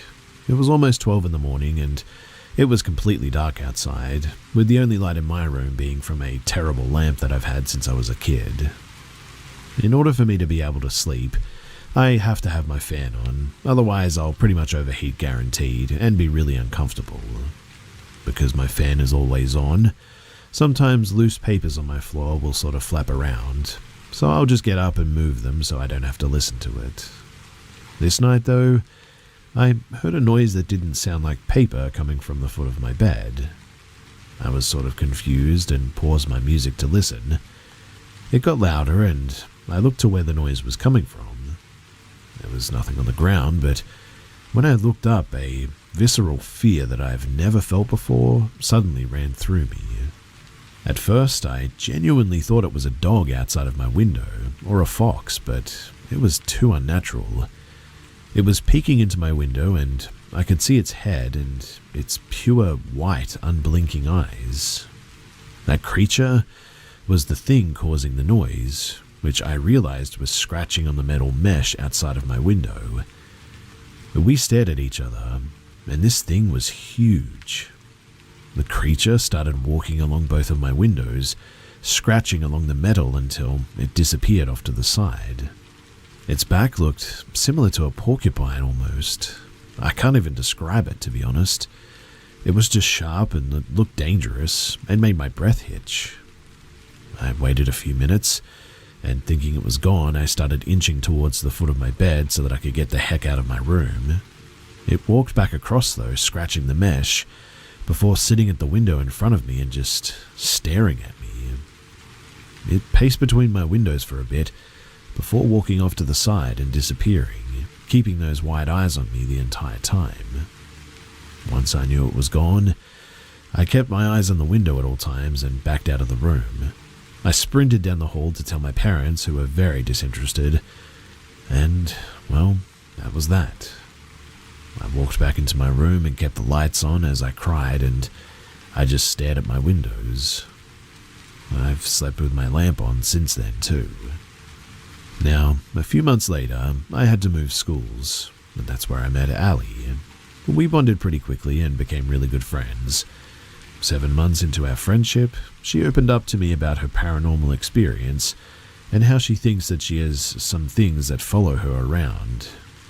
She told me a lot of stories, but the last one, it made me stop. Allie started complaining about this dog that she's seen a few times across her life, and how it freaks her out. Before then, I had never told anyone about the creature that I saw outside of my window, but she described it perfectly. After she finished, I opened up about how I saw the exact same thing, and since then, I've been trying to help her with her spiritual attachments. I've always dealt with paranormal stuff, and I'm a very spiritual person, so nothing usually phases me. I've been dragged out of my bed by the leg when a spirit was mad at me. I've been woken up in the middle of the night by a spirit trying to talk to me. Sometimes I can see like auras, I guess you could say, around people. But this was a rare occasion that something genuinely freaked me out. Allie is dealing with some demonic stuff, I guess you could say. Like, I'm talking scary demonic stuff. She lives on native land and has dealt with some of their supernatural creatures before. And my town also has Native American roots, which makes me wonder if the dog could be something native. Maybe it was scoping me out before I met her, since I've helped her manage the supernatural stuff in her life or something. I really don't have any clue as to why it appeared, but if anyone has any insight, then please do let me know.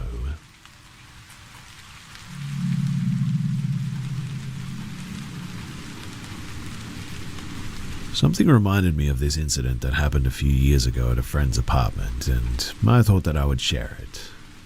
So back before COVID, around 2019 or so, I went to a party that my friend, 19 and female, was throwing at her place. No occasion or anything, we were just looking for a reason to get drunk, really. Anyways, I showed up and it was a small group, maybe 5 other people, mostly guys. We're all having a good time. A few hours go by, and as we're chatting in the living room, I hear a knock on the balcony fence.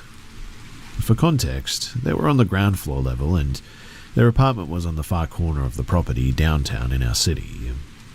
We ignore it and continue on. Another knock follows soon after, and when we go to the balcony, we can't see anyone over the fence. We're all a bit confused, and we've turned the music down by this point, and another knock comes. Only this time, on one of the windows, and then again on the windows beside that one. It's getting closer to the front door until finally this person is knocking on the front door. When the peephole is checked, however, you can't actually see them, which means that they're either ducking down or hiding. So all of the guys tell us to get behind them and they're going to confront whoever is doing this. They grabbed whatever kitchen knives they could. I think someone had a broomstick too, which was a bit comical, but they busted out the front door. Me and the other girls followed behind, and to our horror, we see a single, very tall, skinny man crouched underneath the staircase with his right hand stuffed into his jacket pocket. His eyes looked yellow and bloodshot, and he immediately started to take off. The guys caught up and started questioning him, and he makes up some story about looking to get a haircut. They tell him to get out of here, and eventually he does. In all of that commotion, too, I noticed that he had left behind an envelope that was covered in glitter. It was empty but sealed and covered in blue and purple glitter, and my friend's car had the same blue and purple glitter sitting on the hood. We think that he must have assumed that she lived there alone, and was going to bait her to open the door so that he could force his way inside. She lived at the apartment with her boyfriend actually, but he didn't have a job, so he never left. To any onlookers, you'd only see her leave every day. And thank goodness she moved apartments not soon after that. And nowadays, she's doing much better. But yeah, I really don't know what would have happened had there not been all of us there that night. I really hope that I never see that dude again, because the way that he was sitting there crouched up like that, it still haunts me. It wasn't in a passive sitting position or anything. Honestly, it was like he was ready to spring into action.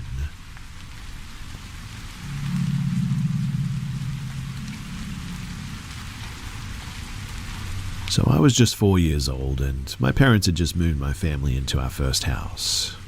They decided to have a big family sleepover in the living room with my cousins, aunts, and uncles, and I remember that night that we watched Harry and the Hendersons, which was quite scary for me as a 4-year-old. And after the movie, we all went to bed. I remember this night really clearly too. It's possibly one of my earliest memories, in fact. But a cartoon girl woke me up. Her blonde hair and pink dress is still vivid in my mind to this day. She was holding a paint bucket and a ridiculously large paintbrush. She asked me to come outside with her because she wanted to paint some things. So I followed her out the front door. No one in my family woke up or noticed, by the way. The girl led me out to my father's truck parked on the side of the house. For context, I was a very small child and my dad's truck was tall and lifted. But there's no possible way that I could get in on my own, or even reach the door handle to open it. I always needed to be picked up to get into it, and I also rarely ever rode in it. So technically, I wouldn't have been familiar with how to get in it myself. Well, anyway, she opened the truck door and then set her paint bucket on the ground for me to stand on to get into the truck. Also, yes, my dad didn't have his truck locked. We kind of lived in a neighborhood out in the middle of a bunch of farmland.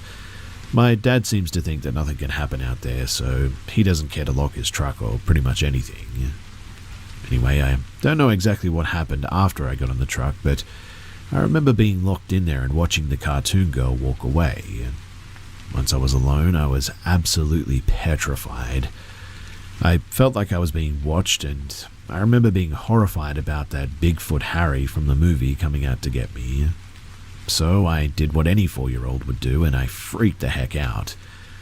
Luckily, my dad was working in the garage that night after everyone had gone to bed, and I guess I was screaming and crying loud enough that he had heard me from inside the garage. He ran inside the house and saw the front door wide open, still everyone asleep. So he then ran outside because, well, it sounds like I was being kidnapped, but he found me inside of the truck. It's still a huge mystery in my family to this day on how exactly I was able to get into that truck. My dad checked everywhere too, and there was just nothing that I would have been able to climb on to get inside, let alone even open the door.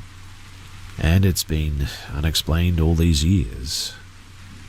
Ever since then, I have had countless paranormal encounters, and they seem to follow me around.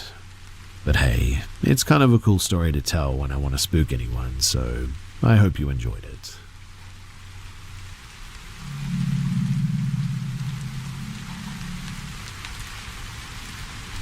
I enjoy sleeping outside, and I have a tent in the back corner of my yard up against the woods. Usually around midnight, I go to bed and I step outside and my motion light brightens up the yard as I walk about 40 yards to my tent. I'll be on Reddit or listening to an audiobook, YouTube, Netflix, whatever. And the first night that I was out there after setting up my new tent, I was relaxing when I heard a scratching near the door of my tent. Haha, very funny, good one. Now let me sleep, I said. Then off a bit in the distance, I hear both my teenage sons laughing. The next night, I hear coyotes very close. They frequent the high-tension lines just up the hill, and I hear them often, but this time it sounded like it was happening in my backyard, so I sat up, shut off my audiobook, and hit the record on my phone. It was pretty awesome and gave me chills just because it sounded so close. I could hear each individual coyote. It sounded like they were sort of attacking one of the pack, but anyway, the next night I hear them again, but much further away, and an owl who hauntingly hoots most nights.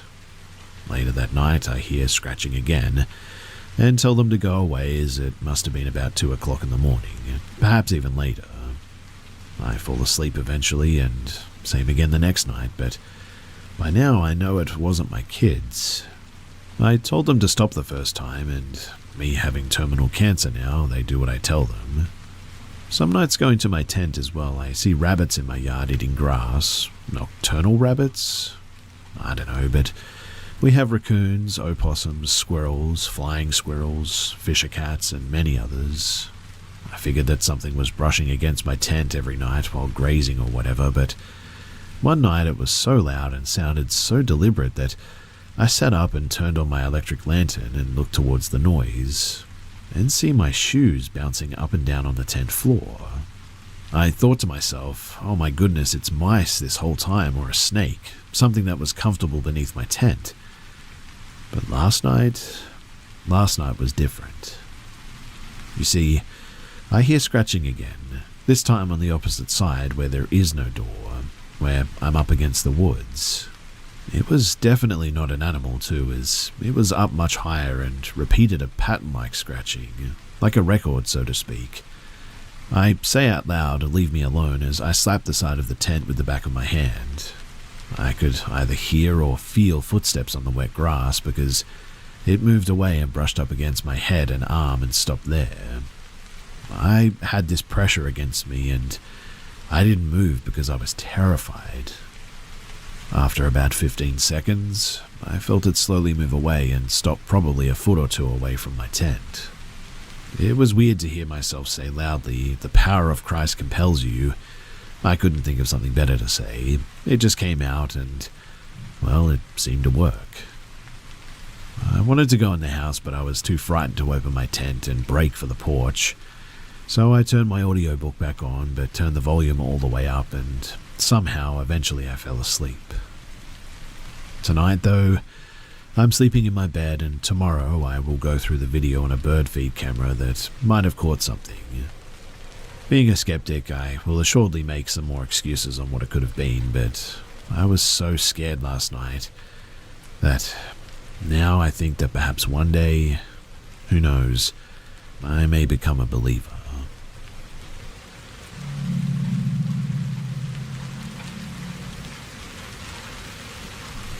I was just listening to other stories here, and I got a flashback to something abundantly strange that happened to me as a kid.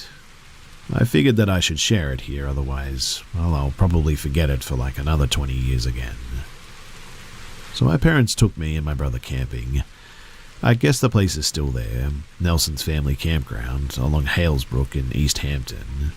My brother and I used to slip quarters in the arcade machines that they had in this log cabin-y sort of main office thing, and we loved it. The trip itself was, well, pretty uneventful really. Mum and Dad were nagging at each other and lightly fighting. Dad took us fishing at one point. We didn't catch anything and he was kind of being a bit of a jerk. My brother and I were in Scouts, so we were pretty familiar with the outdoors. We went fishing and camping all the time with our uncle, who took us on more backwoods kind of trips.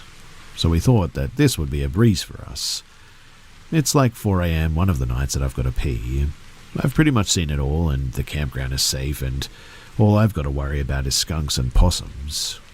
I put on a jacket and crawl out of my tent and walk over to the bushes. I'm standing there, member in hand, and I see this animal head with glowing green eyes low in the bushes, about 20 feet out, maybe a foot or two from the ground. I assume it's a possum, so I start to pee. And then I remember thinking, wow, that possum actually really looks like an alien, but as if it was a giant bug. My eyes adjust and I expect a possum face to appear, but no, an alien, but sort of looked like a praying mantis. It kind of sinks in how strange it is. The eyes are glowing green like that and not yellow, like a bioluminescent sort of thing and not a reflection.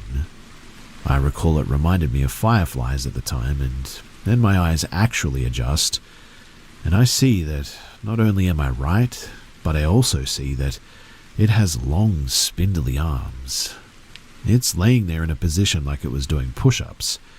Its otherworldly and strangely long arms are bent at the elbow, which when bent sit higher than its head. It sort of looked like a long letter M, I guess. I kind of digest all of this, as it were.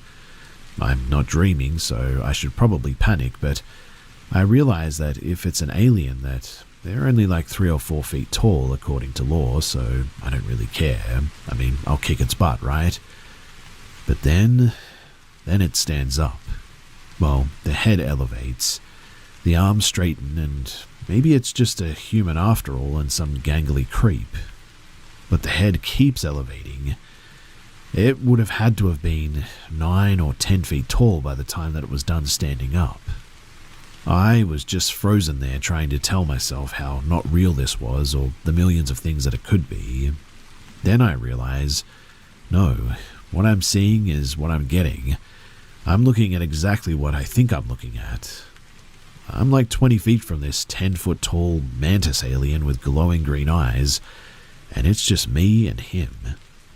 Finally, I scream like my life depended on it, because it probably did. And then just everything kind of gets, well, hazy. I remember making it to the tent and hiding in my sleeping bag, and my brother reacting frantically. My parents are upset that I woke up the whole campground, and I tell them what happened. They walk over to where it was and see that it would have for sure been a few feet taller than adults, and I feel like I'm about to be sick. Meanwhile, I'm expecting a long, gangly arm to dart out of the brush and snag one of them. Thankfully, that never happened, but still, I was absolutely freaking out. I want to believe that it was a dream or a night terror, but my brother harassed me about it for a good 10 years before, well, unfortunately, he died. I guess the most unsettling part of it all was just how confident this thing was, like I was just inconsequential to it, and it was observing me with what I would describe as disdain. I was just this gross nothing to it, like it could eat me, but thank you, no thank you sort of thing. I don't know why I felt that way, but I distinctly remember that, and the whole event is not something that I think about that often, but like I said, my memory was jogged by another story, and so I thought that I would share this.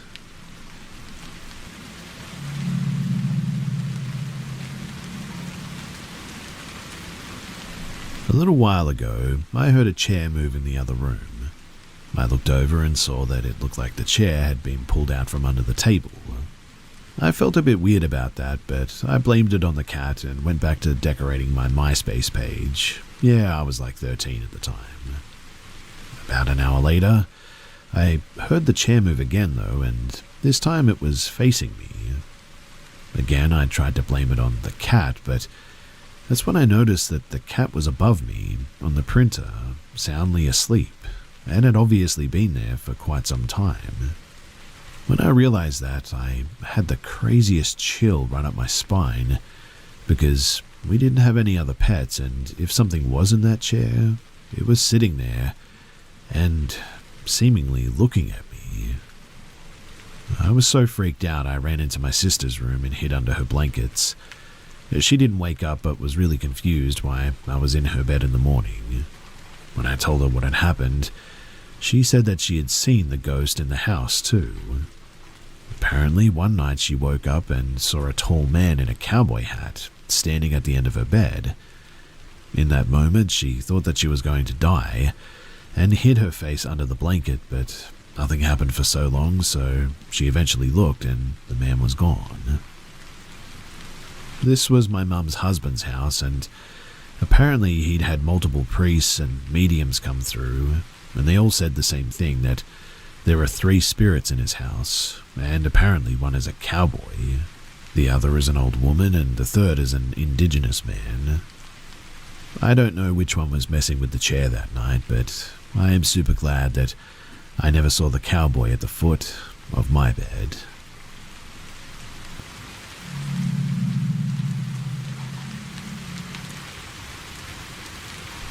I'm 16 now, and I've been dealing with something terrifying for as long as I can remember.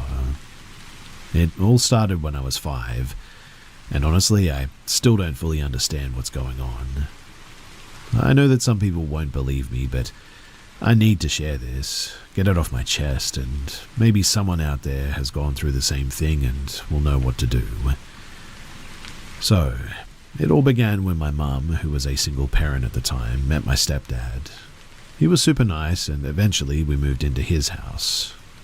My stepdad had a daughter who was 8 years older than me, and I shared a room with her, but she wasn't around much because she was already dating and out with friends a lot. The house was old, like built in the early 1900s, and I remember feeling a bit creeped out almost immediately. At first, it was just nightmares. I was scared of the dark at the time, so I used to sleep in my stepsister's bed because it was closer to the hallway light. But every time that I slept in her bed, I had this awful nightmare where something chased me, trying to hurt me. I was only 5, so I didn't think much of it and just stopped sleeping in her bed.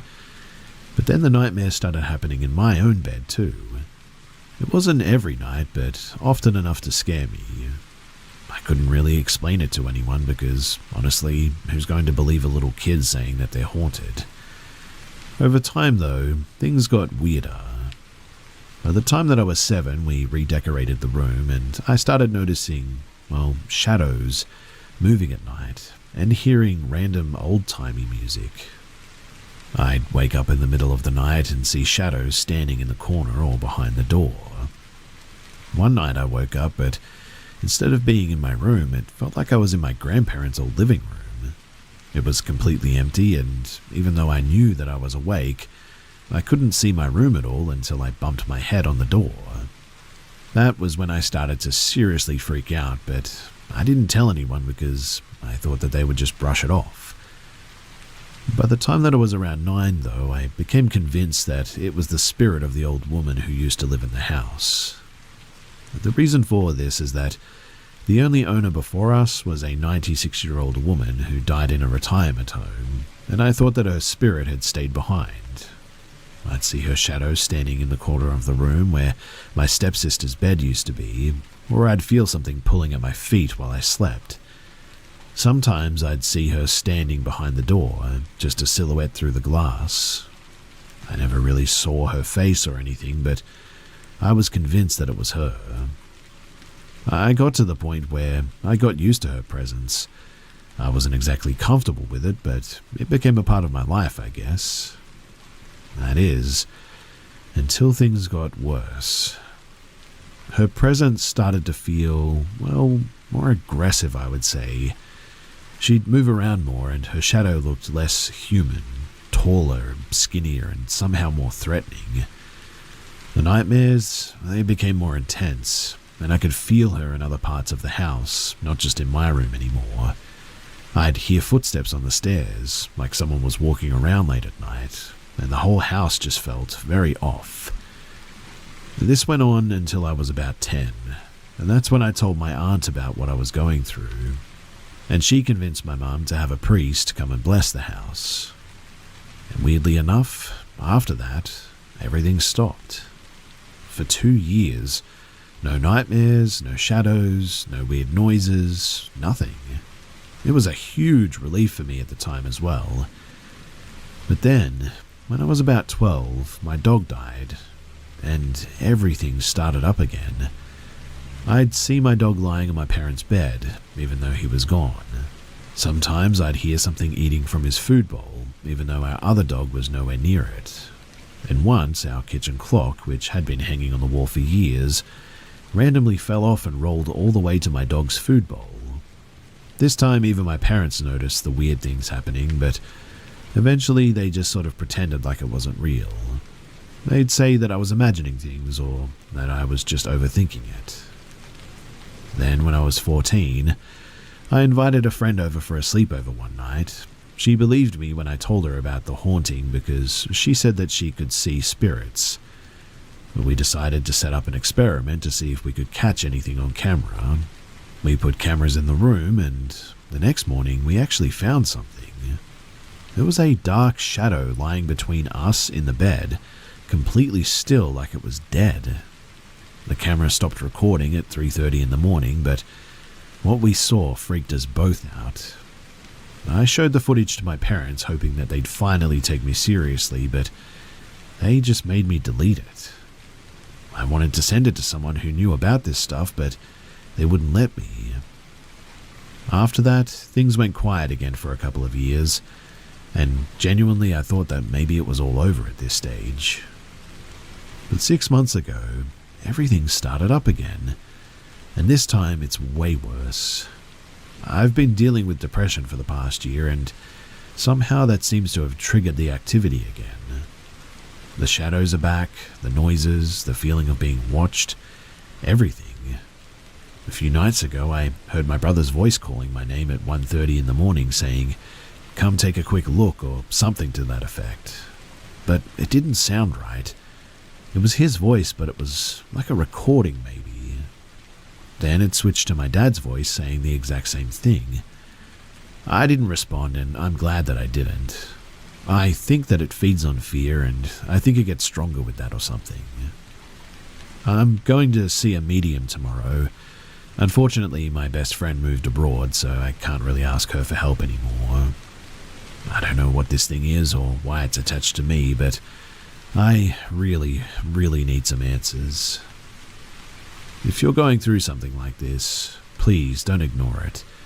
Find someone who can help, whether it's a priest, a medium, or someone who understands. Don't let other people's disbelief stop you either. I'll keep you guys updated after I meet with the medium, but please, do wish me luck.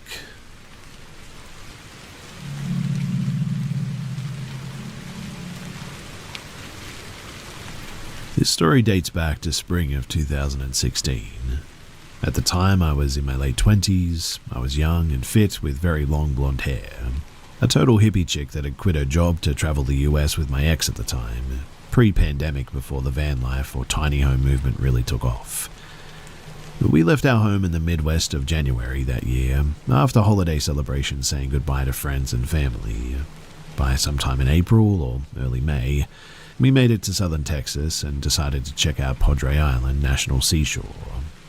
For those of you unfamiliar with the location, it's a seashore that you can drive right onto with your vehicle.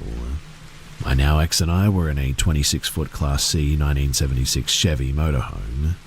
We drove into the island at nighttime, and waking up the next morning was the most insane and phenomenal experience. The ocean was a mere 15 feet away. I mean, the visual was absolutely breathtaking. I'll never forget it. We arrived on a Thursday or Friday, and the beach was beyond packed. Another thing for people unfamiliar with Padre is that it was where many Texans, high schoolers and college kids mainly, flock for their spring break.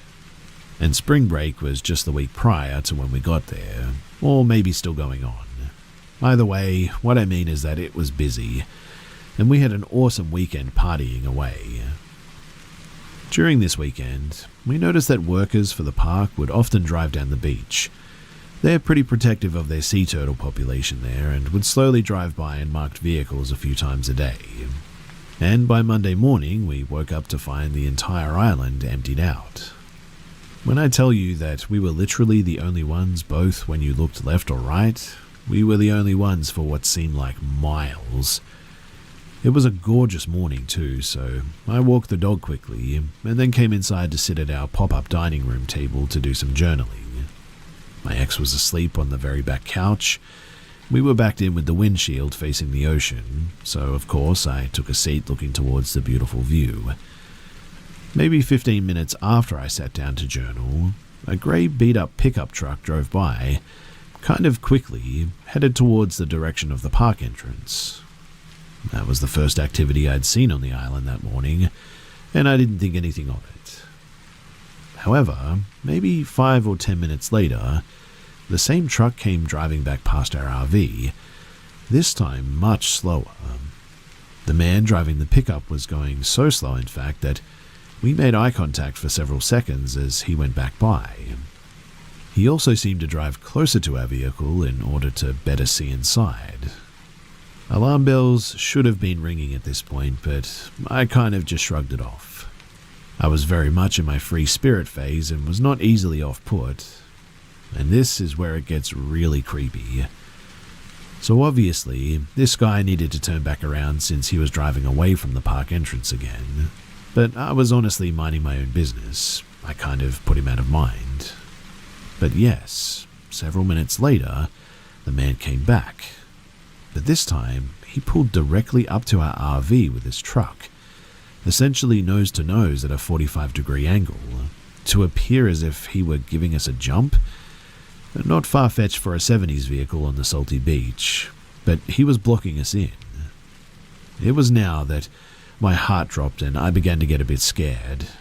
I screamed my ex's name immediately and he jumped up from the couch.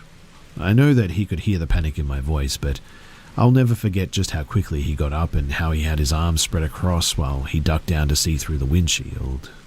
He was 6'5", very bearded, and I'm 1,000% sure that he was the only reason that the man in the grey beat-up truck sped off like he did. It took several minutes for my heart rate to return to normal. My ex and I just looked at each other, because that was the most unusual encounter on our trip yet. Surprisingly, we stayed another week after that, in the same spot as well. The idea never entered my head that the man could bring reinforcement and come back for me or us. I was very foolishly fearless and naive back then, I know. Anyway, it wasn't until later that day that another fact dawned on me. When my ex and I had arrived over the weekend, we only pulled out one camping chair. That one camping chair was in plain sight next to our RV outside. Prior to this spot, we had never done that. We always got both chairs out. But we ended up using driftwood to sit on when we had our bonfires there. And so that was the nail in the coffin for me. The scary man in the grey truck absolutely thought that I was a young girl all alone. And I still wonder to this day, almost 10 years later, what all he had in mind for me that morning. Also, out of curiosity, I googled Padre Island National Seashore Murder, and it looks like a murder of an RV couple occurred there back in 2019, which honestly gives me chills.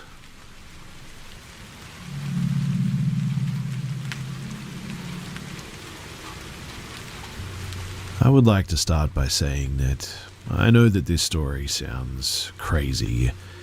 I know it sounds made up. I could write a book off of the things experienced in this house. I didn't believe in ghosts until, well, I went through this experience, and even now I struggle to find my sanity when retelling it. My family and I all question our sanity while going through it, but I can assure you that this story is 100% true, and honestly I wish that I was making it up. I am not the only person who experienced things too. In the following story, I'll give you the perspectives and experiences of myself, 13 to 16 years old when it all happened, my mother, who was a widow, my younger sister, 1 to 3 when it happened. Her name is Polly, my now stepfather, Mark, my stepbrother, 13 to 16 years old when it happened, Nick, a religious family member, Tina, a woman who stayed with us for a few days, Katie, my sister's godmother, Jen, the ghost hunters, and our priest. Again, I know that this is going to sound pretty absurd, and so it's hard to know where to start, but I'll start before the haunting. So when I was about 12, my mum married a really great man named Ron. This was the classic tale of a blended family. I was my mum's only child, and my stepdad had two sons of his own, one slightly older and one slightly younger than I was. And shortly after getting married, they had my younger sister, Polly. Ron was super fun and the ideal stepdad. Imagine a kid trapped in an adult body.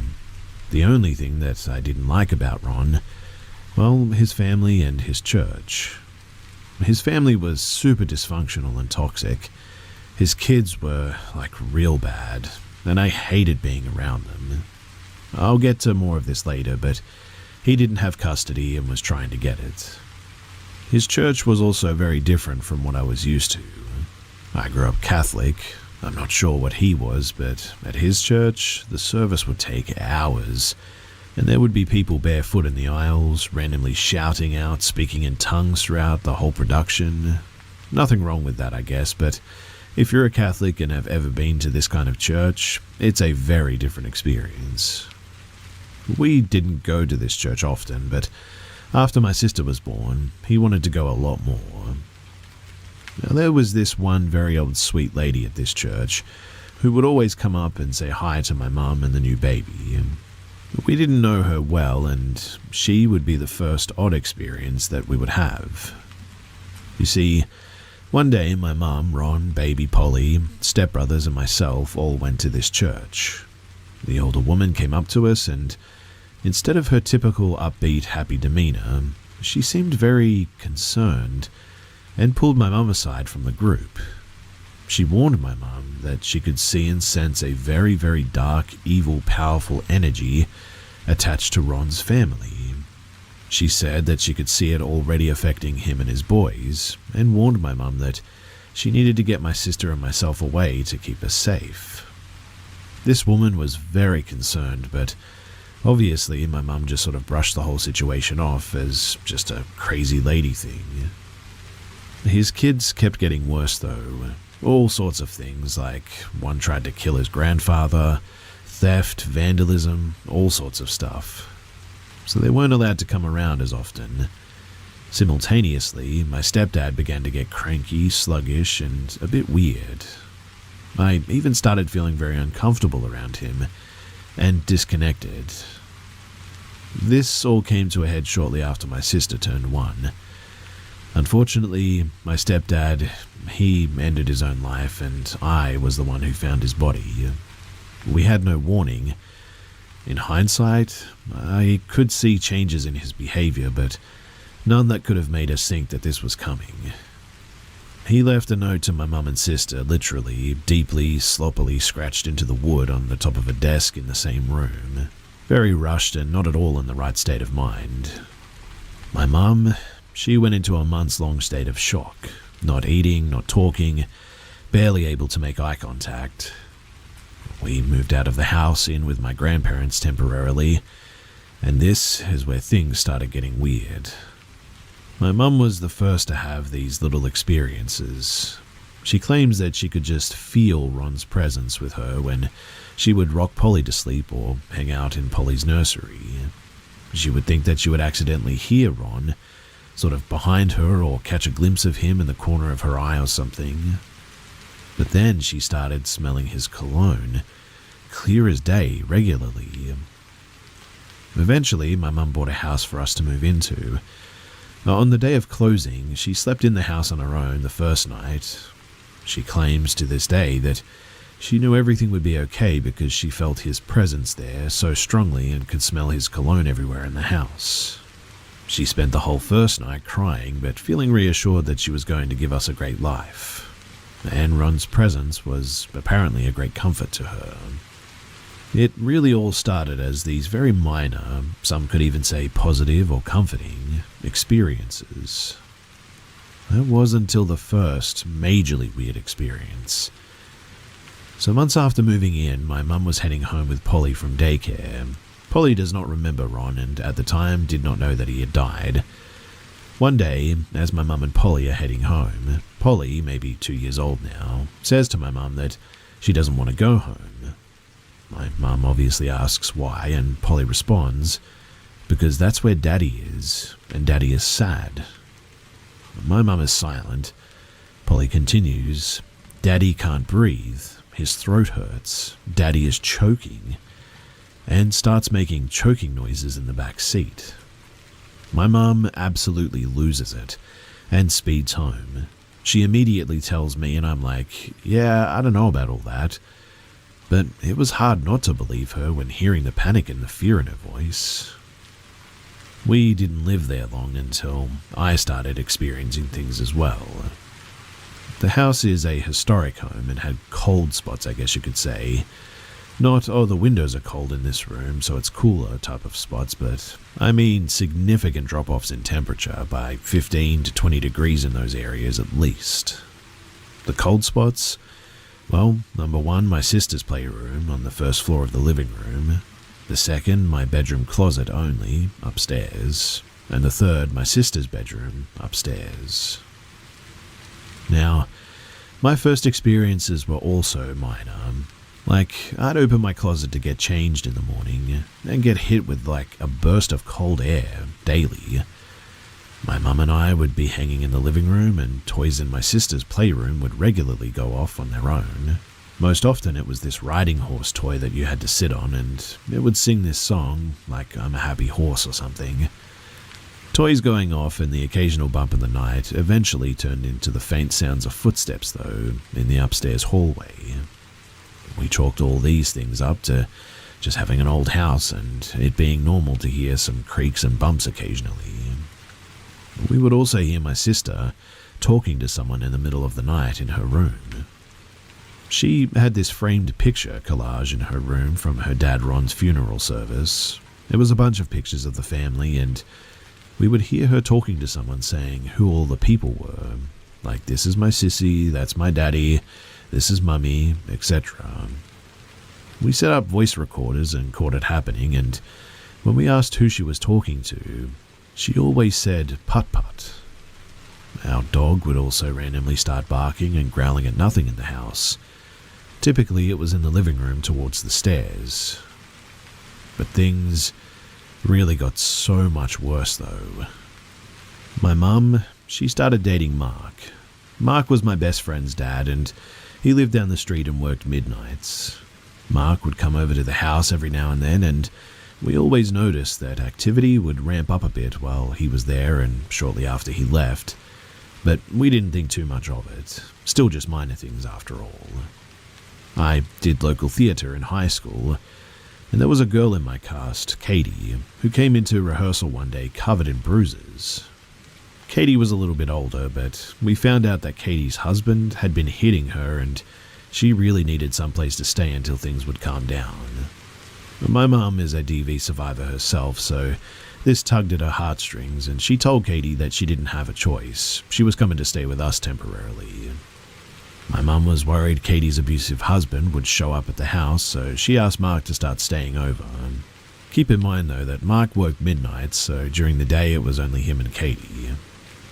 But after Mark moved in, that was when things really took off.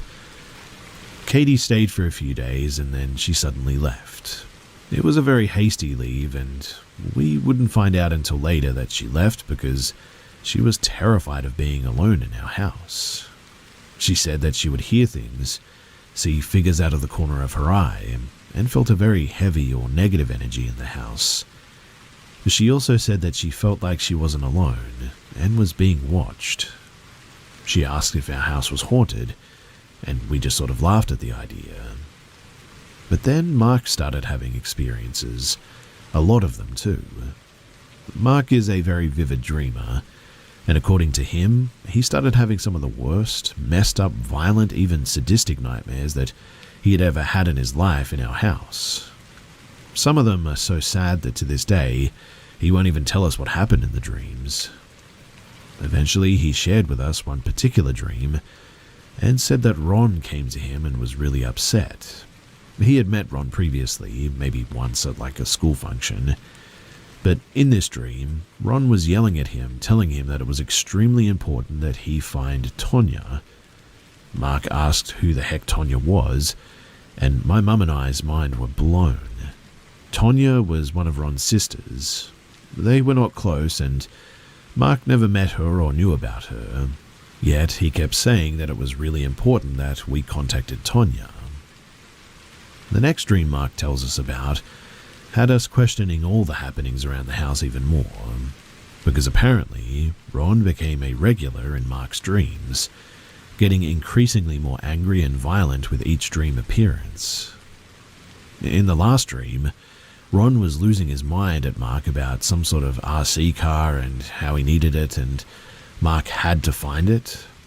My mum and I had no idea what he was talking about, so we contacted Ron's old best friend. The old best friend knew exactly what we were talking about, because apparently Ron had a little RC electric car that he'd always take apart and put back together to make it faster. Eventually it just went into a box, I guess, in the basement, and my mum and I never knew about it. The car was actually before our time in his life. The best friend asked how we knew about it though, and was pretty shocked to find out that it was via my mum's new boyfriend's dream. The incidents only increased in frequency and severity too. Bangs, loud footsteps, sounds of running, feeling of not being alone, cold spots even colder, etc. Mark moved in full time though, and Polly's behavior took a turn for the worst at this point. Polly quickly lost the tiny amount of emotional regulation toddlers have. She threw tantrums constantly, would hit, scream, throw, and bite over the tiniest things. Her lying went through the roof, and we figured that these were things being learned at daycare or something. She completely stopped sleeping in her own bedroom because she hated that room. In fact, just walking into the room with her would lead to a complete meltdown. She would occasionally sleep in my bed with me, but I told my mum that I couldn't do it any longer because every time she slept in my room with me, I had a very weird and very violent dream. So she started sleeping with my mum instead. Other than the weird dreams, bad behavior, and car incident, the first truly odd experience with Polly would be with her and the missing apple.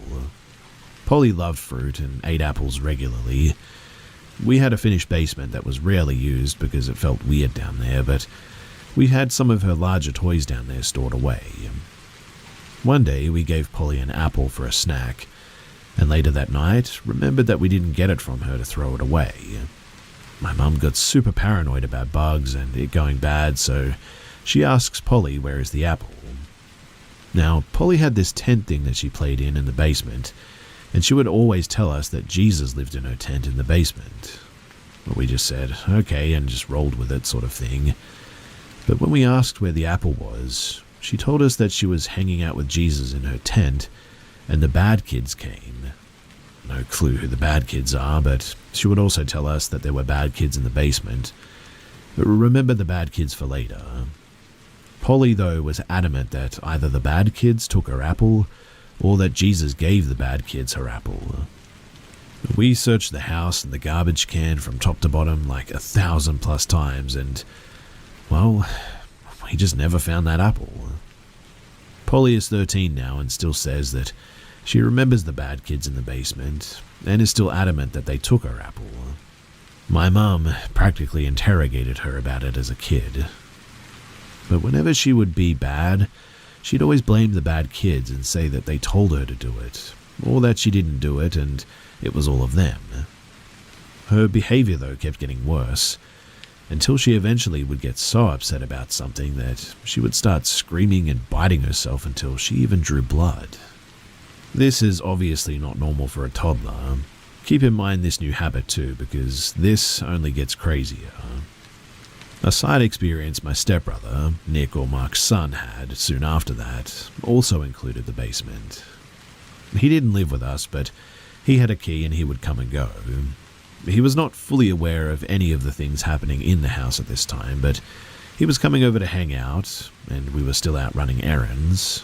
He said that he would just wait for us inside, and he swears on his life that when he walked inside, he clearly heard my mum's voice calling for something from the basement, and heard what he described as kids. He went down to look for them, and then called me to ask where we were. I obviously said that we were still out and asked why, and he was adamant that he thought that he had heard us. Well, While down there, apparently, he felt the need to go to the toilet, because what story would it be without my brother going to the bathroom? But anyway, he didn't want to make the main bathroom smell, so he used the basement bathroom since he was already down there anyway. And he claims that right after getting off of the phone with me and being mid-business, he heard a child laugh right behind him, and it absolutely terrified him. According to him, he has never jumped off of a toilet so quickly. Now, we had been living in this house for maybe a year at this point, and the experiences were only getting more frequent and, well, pretty much undeniable. The footsteps, the toys, the cold spots, the sounds, the dreadful feeling. Making excuses for the things happening around us was getting to be pretty difficult at this stage. Polly is being bad, nobody is getting any sleep. We were frustrated, exhausted, and drained mentally, emotionally, and physically. And I think that's when whatever we were dealing with, it took advantage of us the most. Polly started having night terrors regularly, very different from a nightmare, and also started sleepwalking too. You would find her standing in the doorway of her room, standing right above the stairs, standing somewhere in your room, or you'd wake up to her standing at the side of your bed, which always terrified me. But mostly we were afraid of her getting hurt. At the same time, the sounds of heavy footsteps upstairs became regular. And I remember one night my mum had put Polly to sleep up in her bed, and Mark, my mum, and I were still sitting in the living room just watching a movie, when clear as day, we heard someone absolutely booking it down the upstairs hallway. We give each other that look, and my mum says, heck no, she's going to check that. We needed to make sure Polly wasn't sleepwalking though, so somehow they convinced me, the teenager, to go upstairs and check on my sister. And there she is, fast asleep on my mum's bed, certainly not sprinting through the hall. Another memorable experience, though, was soon after my sister's 3rd birthday party. Mark, my mum, and myself are just hanging out in the living room with Polly upstairs asleep, and we hear someone come barreling through the hallway and down the staircase. The stairs were on the left far side of the living room against the wall. At this point, the sound of footsteps has become such a normal occurrence that it doesn't even fully weird us out anymore. But this night was different. Polly had some helium balloons from her party in the doorway of her playroom, and as we're all sitting there, after hearing someone or something come down the stairs, I kid you not, we start seeing one singular helium balloon very slowly float from her playroom across the living room and up the stairs. I was absolutely astonished by this. None of us could believe what we had just seen.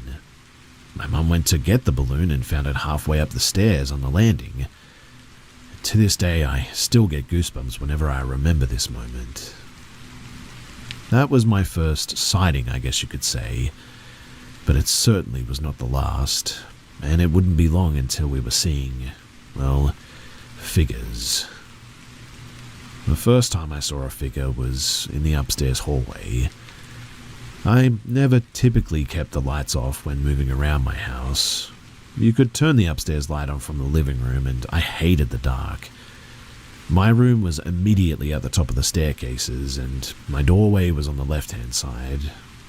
I was in a rush to grab something from my room, so I ran up the stairs with the light off, and that was when I saw him.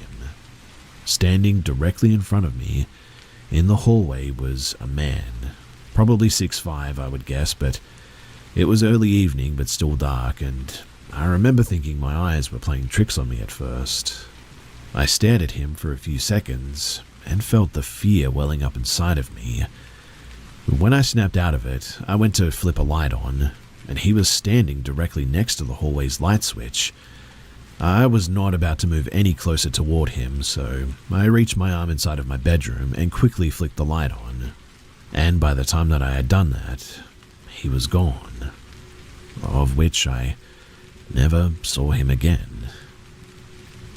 2 other people have had definite sightings in that house, Mark and my mum, and they also had a weird sound experience together. Mark had 2 sightings, and the first one may be my favorite of all the sightings, in fact. Like I said before, I did local theatre in high school, so sometimes I would get home pretty late at night. Mark, my mum, and Polly are all in the master bedroom in bed when Mark says to my mum, I didn't know that they were home already. She must have just gotten in."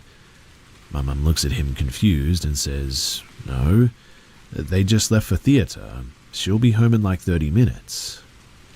Mark is adamant, though, that I was already home because he swears up and down that he just saw me in the hallway outside the bedroom door.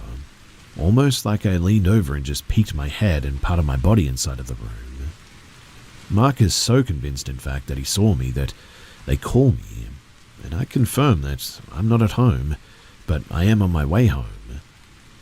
When I get home, Mark thinks that we're messing with him and that I've been home the whole time. He has me in their doorway reenacting what he saw, and then he goes, no, it definitely wasn't you. You're not tall enough. Whatever I saw, it took up the whole doorway." Now, I'm not sure why Mark seemed to think that I was that tall, but it's consistent with my sighting of a very tall man or thing or something.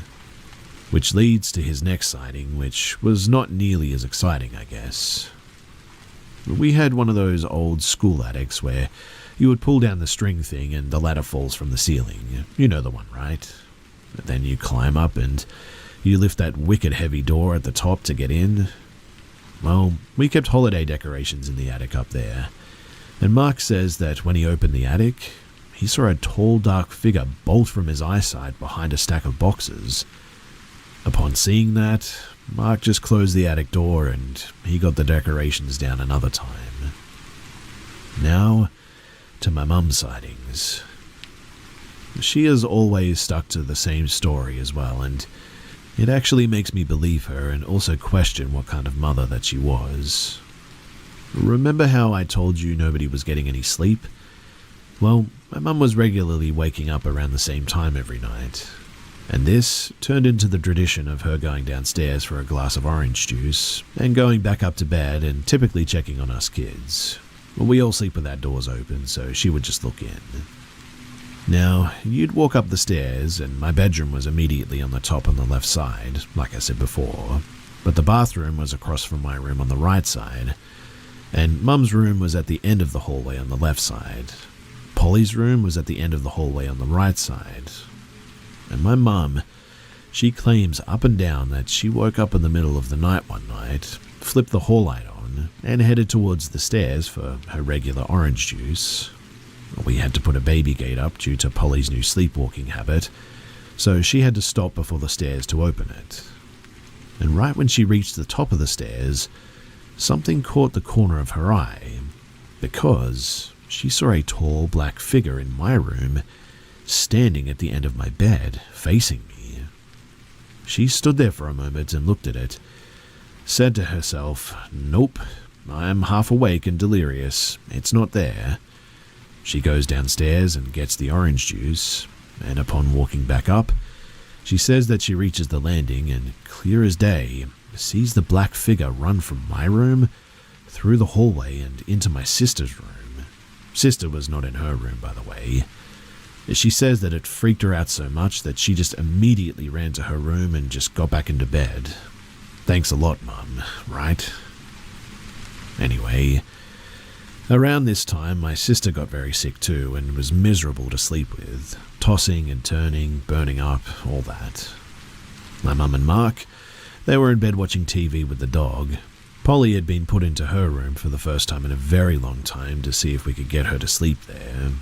Mark and my mum claim that as they were sitting there, they very clearly both heard, "Where is she?" spoken out loud. They looked at each other and immediately started trying to deny. Like, my mum asked Mark, "Did you hear that?" Mark says, "Hear what? The dog's stomach?" My mum says, "The dog's stomach? And what did the dog's stomach say, Mark?" Mark responds, "Where is she?" They then both freak out and run to my sister's room, grab her, and they put her back into bed with them. And here is where things, well, they took a bad turn. So, remember how nobody is sleeping or everyone is having issues with sleeping? Well, I had started to get really, really bad sleep paralysis. I had never gotten it before, but it became a regular occurrence. And one night in particular, I woke up, but I couldn't move. I was sleeping on my stomach, so half of my face or my right cheek was in the bed, and I remember knowing that I was dealing with sleep paralysis and needed to snap out of it. And I started to see the room around me or behind me glow red, and I could see shadows on the walls around me just out of sight. I heard two voices, neither of which I would describe as human. The first voice was on my left side and was very deep, guttural, almost growly, but repeating something over and over in a very rhythmic-like chant. It wasn't English, and it sounded like no language that I could recognize, other than maybe Latin, which we would hear at church sometimes. The other voice was higher, though, grainier, and sounded more agitated, I guess. It was like the higher voice was egging the lower voice on, and it also wasn't in English. It was then that I felt the most insane, heavy pressure on my back pushing me down into the bed. I remember thinking how I knew that I was in sleep paralysis, how it was likely to be a dream even though it seemed so real. The harder it pushed me, though, the more difficult it got to breathe while the rhythmic chanting only got louder. I remember starting to cry and genuinely thinking to myself that I was about to die. If you've never been in a situation where you genuinely thought that you would die, know that it's a feeling that it will never leave you. It sticks with you forever. Well, I tried to move, and I remember straining to scream or just make some sort of noise, anything really, but I was stuck and just completely helpless. But whatever this thing was, it was going to kill me, and I began begging God in my head to save me. I'm not even religious, but here I was praying, when all at once, it just stopped. I remember feeling my heart pounding in my chest, and unlike other bouts of sleep paralysis that I had gotten, immediately after the chanting and the pressure had stopped, I could move. I never had to, wake up out of it, which was just so weird to me. The next morning, as I was getting ready for school, I was terrified and, well, eventually I broke down in tears telling my mum about what had happened as we got ready for the day. As I was changing my clothes that morning, she walked by my room and stops me, because I had scratches all over my back. Not deep ones and no bleeding, but red scratches all the way down my back. That same day, my mum gets a call from my little sister's godmother, Jen. Jen is a bit freaked out and says that she needed to call my mum to see if we were okay. My mum wants to know why she's asking, and Jen proceeds to tell her that the night before, she woke up in the middle of the night to a tall, dark figure standing at the end of her bed. She felt frozen and immediately felt a deep sense of dread. She started feeling overwhelming pressure on her chest, pushing her into the bed. All she could think about at the time was our family, and she yelled out for it to leave her alone, and it disappeared. She apparently needed to call us and see that we were okay and what was going on. Mind you, she had no idea about my own experiences that night, or about any of the other things that were happening in the house. This was too much of a coincidence for me to just dismiss, and we couldn't rationalize it or explain it away. If it was just my own experience, we maybe could have made some excuses, but how the heck did Jen know? And also, what did Jen also see? And so, it was at this point that we knew that things were getting serious and that we really needed some help. My mum had friends that considered themselves amateur ghost hunters, I guess you could say. And when they'd heard about the things going on in the house, they were down my mum's throat about coming in to investigate. They set up cameras and recorders and, well, just all sorts of gear. We all had to leave for a weekend while they looked through the house, but I was just a young teenager, so I was not allowed to see all the findings. But my mum and Mark were there to see them, and they showed the findings to my grandparents. My grandfather is a big military war vet, a sort of no-nonsense guy, and he said the recordings gave him chills, and he never liked coming to our house because it always felt odd there. The most active room, though, apparently was Polly's room. Polly's room was an icebox and was pretty active, I would say. Every cross from the house was placed in her room, and we even had a rosary blessed by the Pope in there. We were not super religious people, but going through an experience like this, well, I can confirm that it makes you do some crazy things, I guess you could say.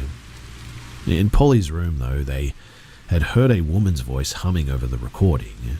They even caught something moving the recorder around, and clear as day heard a male voice say, "What is this?" while moving the recorder. They caught toys going off in the playroom, and caught the doorknob on my bedroom closet jiggling at one point.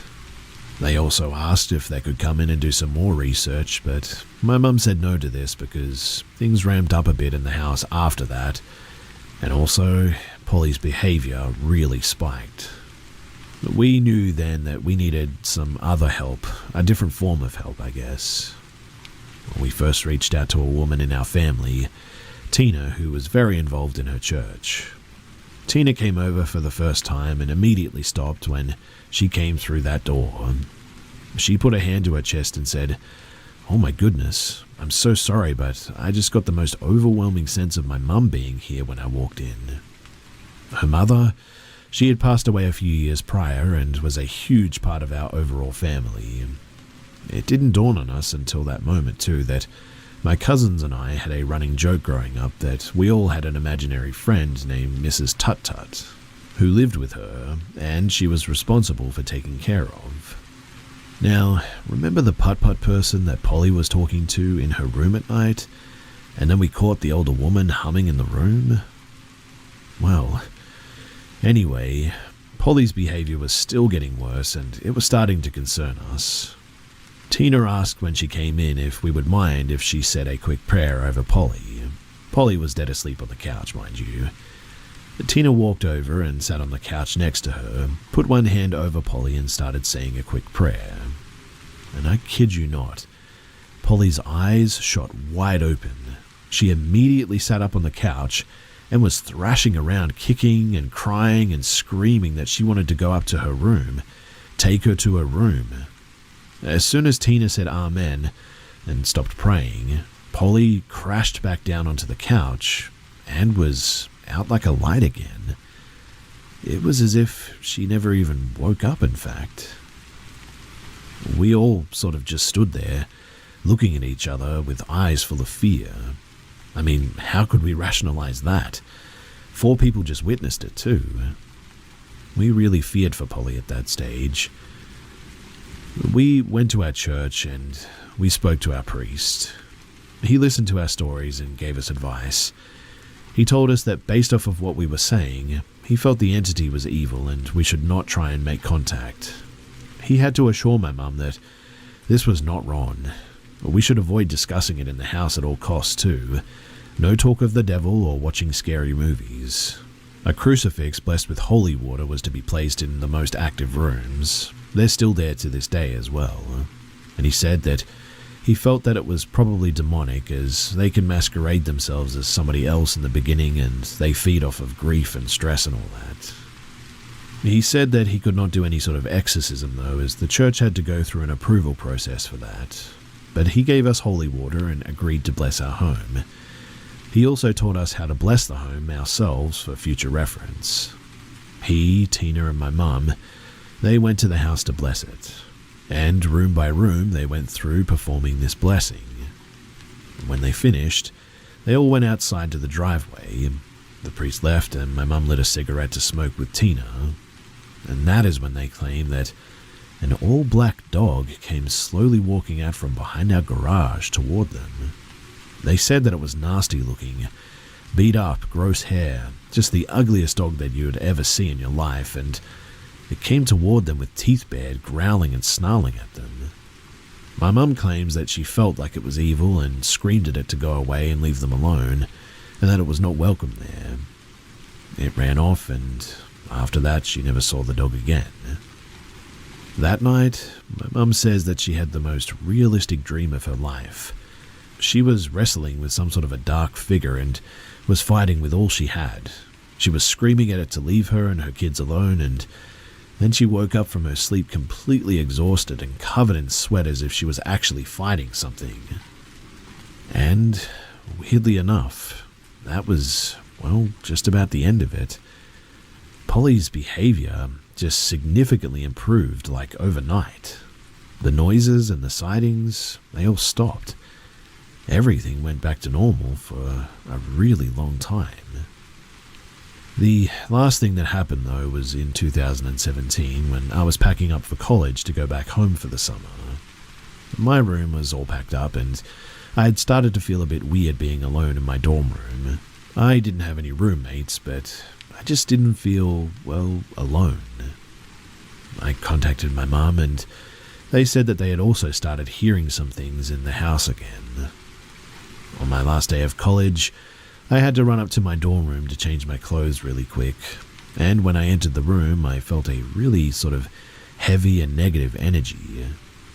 I sat down in a chair in my room and immediately dazed out as if I was in the most intense daydream ever. The daydream was terrifying and was very violent, and it was regarding my little sister. I booked it out of that room immediately, though, and called my mum and told her.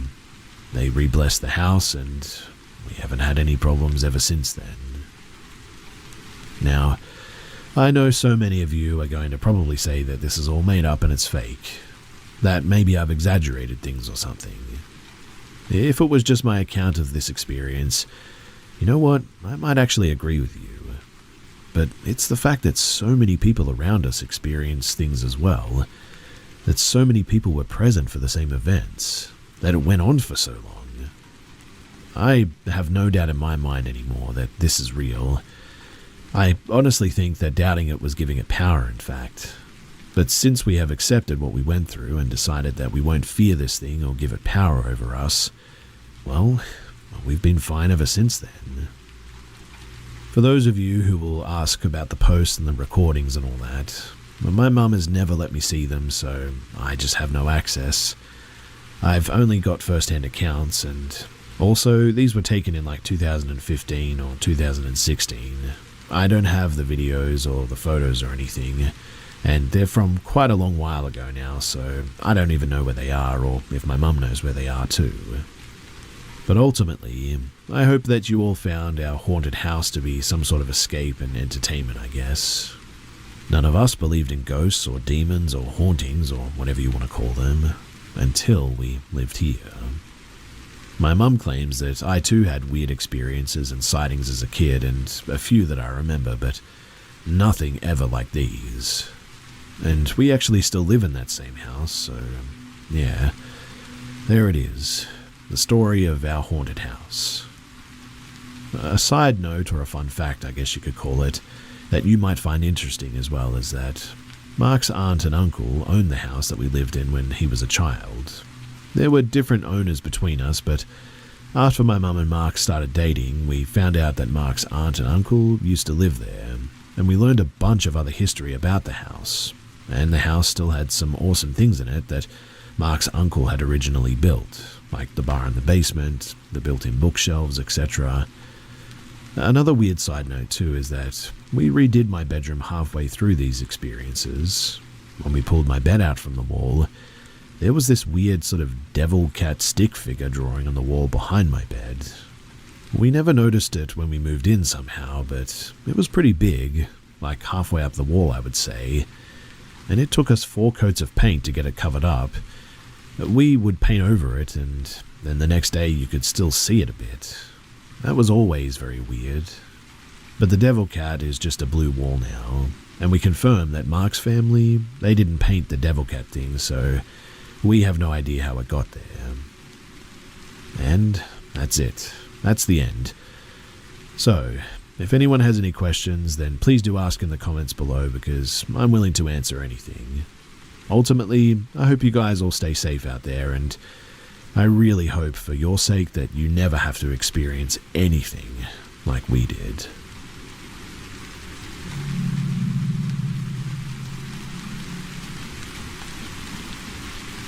This happened around November of 2021 in Garner, North Carolina. North Carolina, being how it is when it comes to weather, it was a fairly warm night this night. I went to the neighborhood soccer field to go stargazing and to look at the full moon.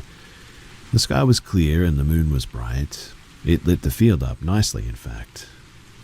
After I set up my telescope, 20 minutes passed by with my back turned towards the neighborhood. I see a light dance to my left, so I turn around. A guard is doing their routine patrol and checking for intruders, so I think nothing of it and I turn my attention back to the stars. Then, I heard a noise that didn't sound human or like an animal. A deep guttural sound came from far behind me and I turned to look again. It was the guard. It didn't feel right at all and I turned back to start picking my stuff up. Then I hear footsteps getting closer and the light was gone. "What a wonderful night, isn't it?" the voice asked. I turned to respond, but I noticed something off. The figure stood straight, like a soldier in the military, feet together and arms to his side. Yeah, it is," was all that I could muster out, then continued gathering my telescope and bag. "What's your name?" the guard asked. The way that he asked was unsettling. It sounded sort of layered, I guess, as if there was another voice speaking along with his. Curious yet menacing. My name's Jackson," was all I responded with, giving a fake name. I turned to face him and then I noticed why it seemed off. The figure was wearing a guard's uniform, but it looked worn and tattered. Its skin was black as a void, and I tried to look at its face with the moonlight, but there was nothing but a smile, a big menacing smile. "Nice to meet you, Jackson. My name's Mike," he said as he tilted his head to the side, revealing that there were no other features but that insidious smile. I began walking towards the neighborhood, but when I walked past him, my spine felt like it was turning into ice all of a sudden. And what followed made me terrified. It was the smell of sulfur. "Have a wonderful night, Jackson," was the last thing that I heard, and the act was slipping. The voice sounded inhuman, and even though I gave him a fake name, it made it worse. I walked far enough away to where I could still see the field and have a good distance away to see if he would return out from there, but he never did. So, a few months later, it was February, I was on a nightly walk and I stopped by the neighborhood office to visit the cat that resided there. While I was petting and playing with the little guy, a night guard stopped by to check on me to see if I was all right. I told him that I was and that I was visiting as the cat was in my lap, and before he walked away, I asked him if there was anyone named Mike that worked there back in November. He asked why, and I explained what had happened around that time, and then he promptly went to go and find me an answer. After a few more minutes, he came back out and looked confused. There was no one named Mike that worked there around that time in November, and he looked just as confused as I did, and maybe a bit more horrified considering that was apparently his next area to check. We talked a bit more about how we both didn't like to mess with the paranormal, witchcraft, anything of the sort. Then we parted ways, leaving me more unnerved than I was prior. To this day, that night still freaks me out, sending bad chills down my spine whenever I remember the disturbing and sinister smile that pierced through that void that was its face.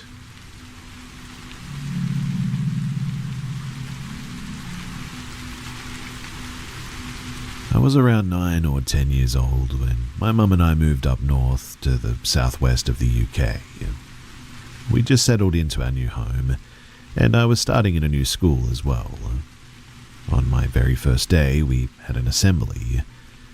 For anyone not from the UK, that's a morning gathering where the entire school meets in the hall to hear announcements from the teachers and all that sort of stuff. Nothing exciting, just them going on about, to be honest, I cannot even remember, but just random stuff. Anyway, one detail that always stood out to me, even then, was how close the school was to a major naval base, which was just down the road at about maybe 500 meters away. This particular base, it houses nuclear submarines and large naval vessels too. At the time, I didn't think too much of it, but now it definitely feels like it might be relevant. So I've always struggled with paying attention due to my ADD, attention deficit disorder, so naturally, my mind began to wander a bit. While the head teacher droned on, I found myself gazing through the tall windows of the assembly hall. It was around 9 in the morning, and the sky was a blanket of heavy grey clouds that day. And then, something strange happened. As the cloud cover began to shift and thin out in patches, I spotted something in the sky. It didn't move with the clouds. It didn't shift, flicker, or pass like a plane might. It just sort of sat there, motionless, in the break between the clouds. A large triangular object, dark and metallic. It definitely wasn't a trick of the light or a fleeting shadow or anything too. This thing had shape, 3 distinct points, clean edges, and a presence that felt, well, strange. My first thought as a kid was that maybe it was some kind of satellite or weird military equipment, but it seemed far too low, far too clear to be that. It wasn't suspended in space, it felt like it was right there, hovering above us, completely still while the sky moved around it. I remember blurting out something like, "Is that normal?" right in the middle of the assembly. The kid next to me nudged me and whispered for me to be quiet and pay attention. And when I looked back up, the clouds, they had rolled back in, thick and unbroken, and whatever I had seen was gone, just like that. Mind you, I didn't see it fly away, I didn't see it vanish in a flash. It was simply there one moment, and then it just wasn't. It stuck with me ever since then, and I remember this all so vividly. Not just the shape or the silence, but the feeling that I'd seen something that I wasn't supposed to. I know it's easy to chalk it up to a child's imagination too, and you know what? Maybe that's all it was. But back then, I didn't know anything about UFOs or strange sightings like this. I had no frame of reference. I was just a bored kid in an assembly looking up at the sky. But I saw something, and I still think about it.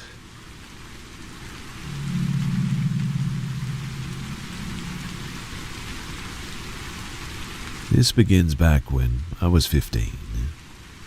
Just for some background too, I work in a 5-star Michelin restaurant as a waitress in a sweet little area. We usually don't get anyone with bad intentions, usually just snobs really. Anyway, Easter Sunday of 2022, one of the busiest days of the year for us, a man, who will be known as the Easter Man, came in looking for a table for one. He was in a 3-piece suit with a carton of chicken eggs. He was sat in my section, so I go over to get a drink and food order. Once I got his order, he kept me talking, asking about my education, what I was doing in school, what my plans for the future were, what my hobbies were, my name, etc., etc. Just a little too much to be polite, but I let it slide. I was busy and tired, and I didn't want any trouble. Eventually, he left for the day, and quite honestly, I thought that was that. Now, for the next couple of months, he would come in 2 to 3 days every week. He got more confident too, attempting to flirt with me, asking me to come out with him after work. However, things got worse when one shift, I was walking him to his table and he slid his hands down my back and over my butt. I turned around and somehow politely told him not to touch me and do not push my boundaries, as I was only 15 and he knew that. After that, I didn't serve him that day. A week later he came in and I refused to serve him once again. My manager took over his table, and yet when everybody was on break and it was only me on the floor, he came inside. He knew by that point that it was table service only, and came up behind me, bringing his hands down on my arms. I was shaken up by that, but politely again told him not to touch me. And then after that, I didn't hear from him again until next Easter of 2023.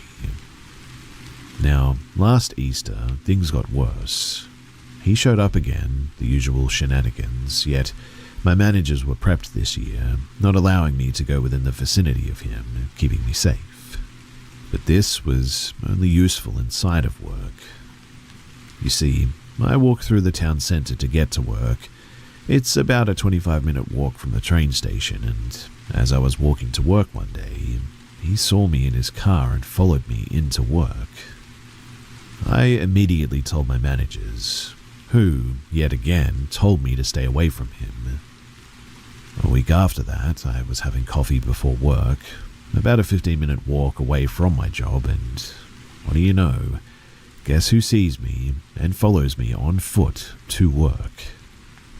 I again tell my managers, who keep me away from him, again mind you, yet that day was different. He asked my managers for me, saying that he knew that I was there because he'd seen me. Now last year, in 2024, I took a lot of holidays around Easter time and was off for a lot of exams at that point. Supposedly, he came in a few times, asked for me, and he didn't come in much when I wasn't anywhere to be seen. He hasn't come in since then, however, and, well, this Sunday is Easter Sunday. So, wish me luck for Easter of 2025, because I dare say that I'm going to need it once again.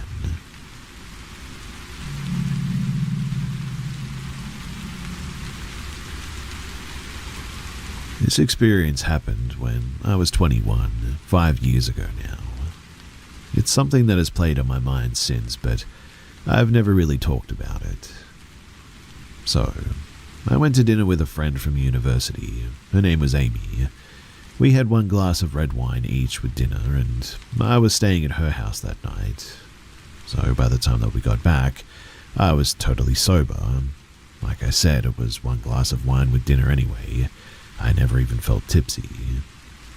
Amy was in her ensuite brushing her teeth at one stage, and I was laying in her double bed on my side, facing the bathroom that Amy was in, when all of a sudden I felt the very distinct feeling of a hand with long nails go down my back, from my neck to my bottom.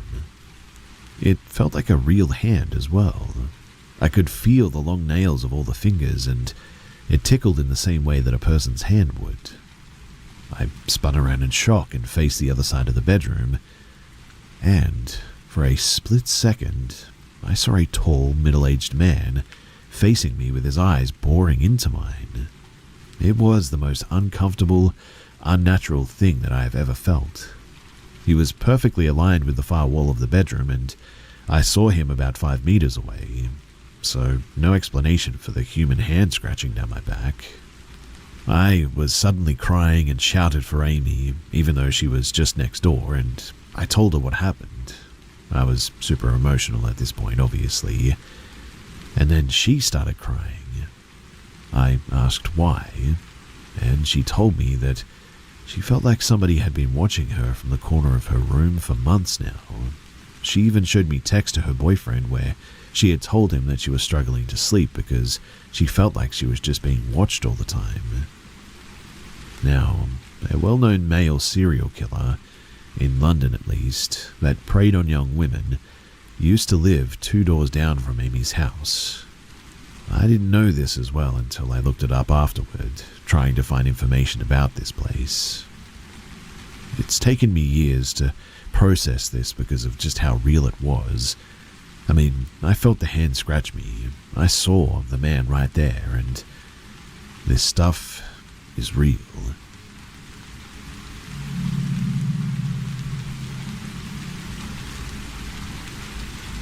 So I am an EMT as of writing this, but as this takes place, I was a student doing an ambulance ride-out with the local fire department. We have an hourly minimum as students to go and learn with them and take calls and all that. Now, on my official last day of ride-outs, I chose a Friday night shift, 3 p.m. to 11 p.m. I live in a busy-ish, smaller city in Texas, so most of our calls at this station would occur later into the night. And so, as you can probably imagine, it was common for us to sit around waiting for nighttime.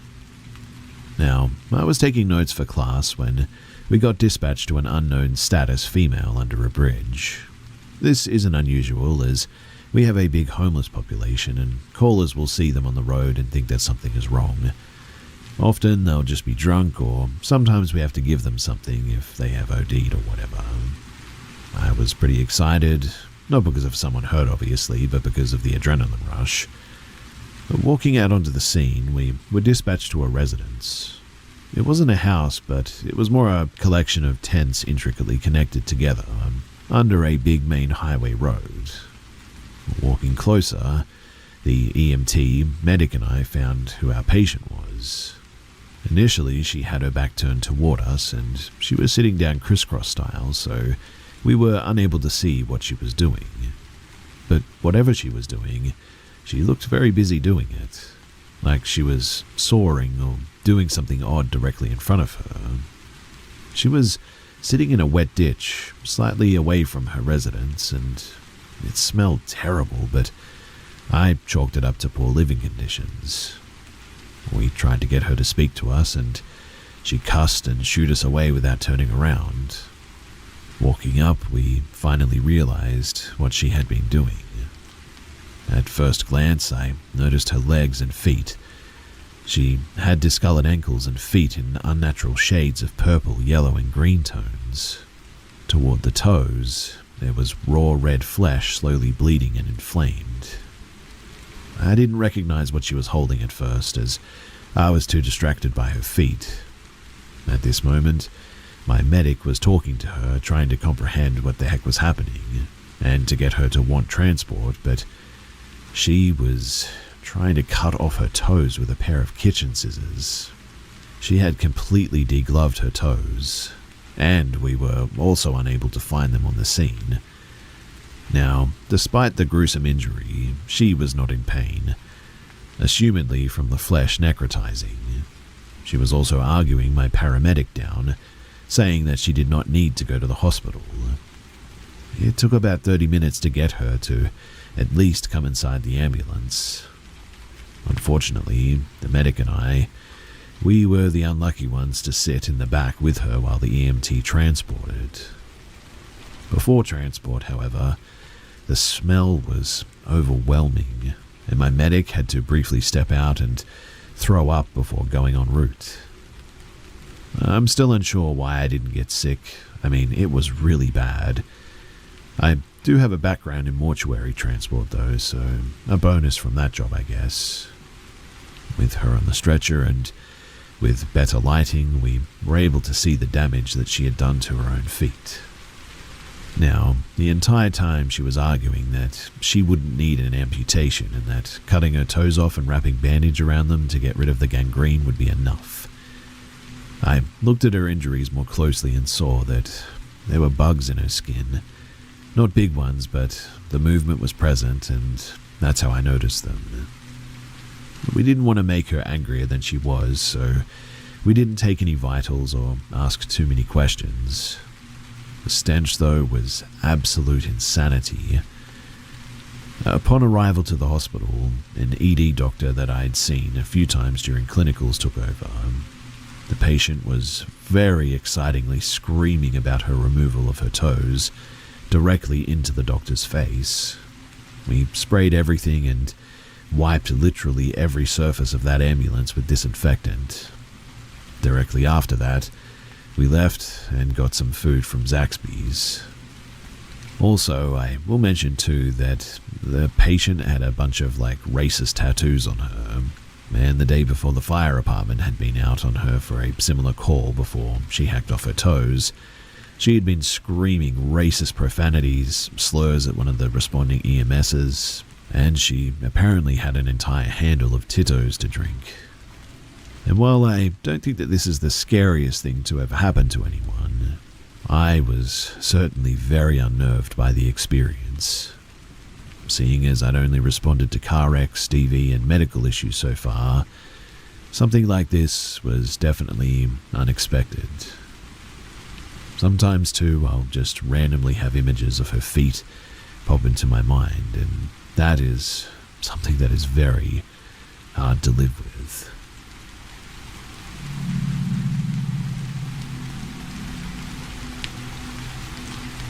So I'm 27 and my mum is 49. We don't live together, but we stay close by generally. Her name is Linda. Now, we used to live in a small town for years, and during that time, my mum would have many occurrences where people in public would recognize her. She's a DoorDasher, so it would happen often at restaurants, but also pretty much everywhere else as well. At gas stations, getting a fountain drink and gas, at a Walmart, even at the post office. Whatever this thing is, it always makes an impression, where the people around her point out that it's her. They'll say things like, "Back again already, huh?" when going to get a drink at the convenience store, or, "Hey, I haven't seen you in a few weeks, how are you?" in a place that she's never been before. At the post office, the guy asked her if she was able to ship that package that she was having trouble with the other day. She hadn't been there in weeks. Sometimes they'll say things like, "Are you doing okay now? I hope your day is going better than it was earlier." At first you think that this was just coincidence, but it just happens way too often.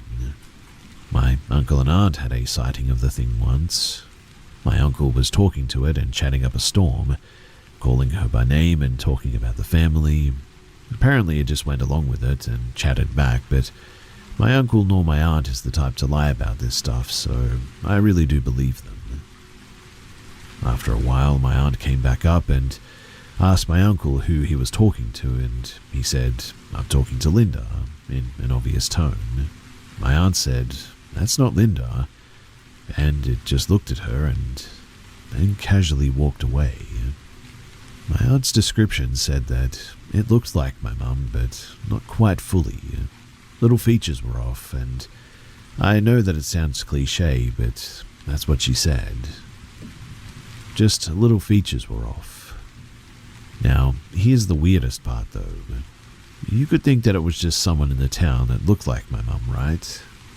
Well, we moved 9 hours away from that town recently, and after about 2 weeks, it's all started up again. Exact same thing. Random people referring to weird interactions towards my mum, acting like she was there earlier when she wasn't, talking about past conversations that they never even had. I have been present for some of these interactions too. One just happened today, in fact, which is why I thought that I should share this. Whatever it is, it seems to have followed her, and I don't know. What do you guys think that this is, and is there anything that we can do about it?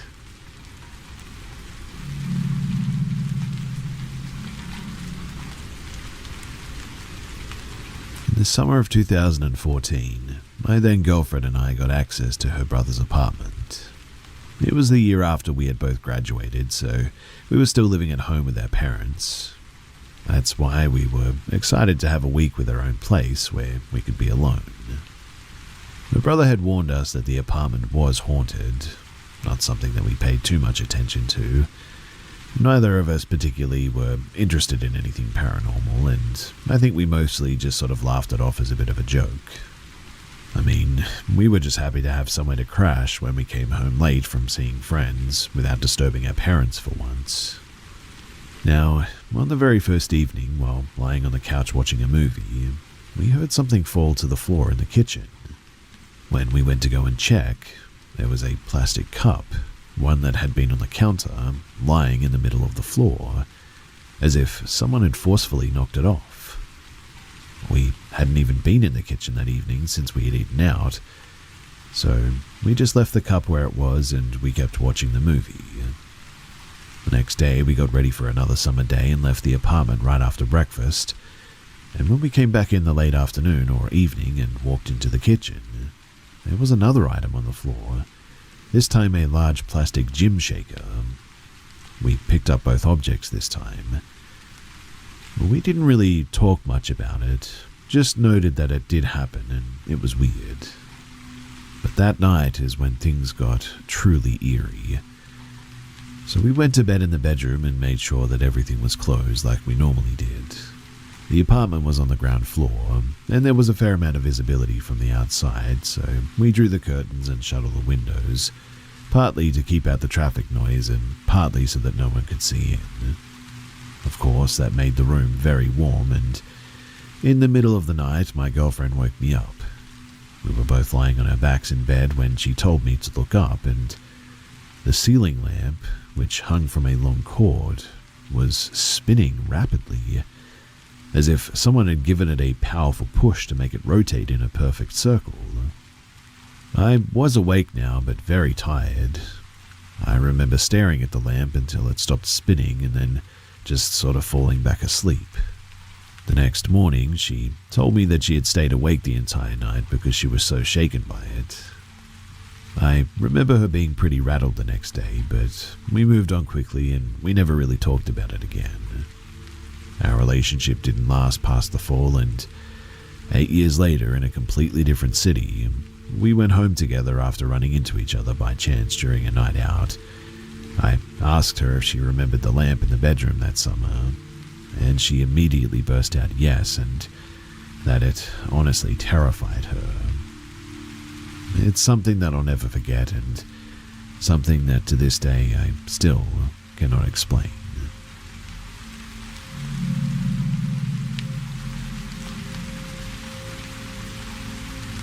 For many years I've been thinking about this, and I still don't know if it was just my childhood imagination. So I used to tell my friends that I saw something in my house. Usually I'd say that it might have been a ghost, but honestly I genuinely have no idea. I cannot say exactly how old I was, but I was definitely still in primary school. That much I remember.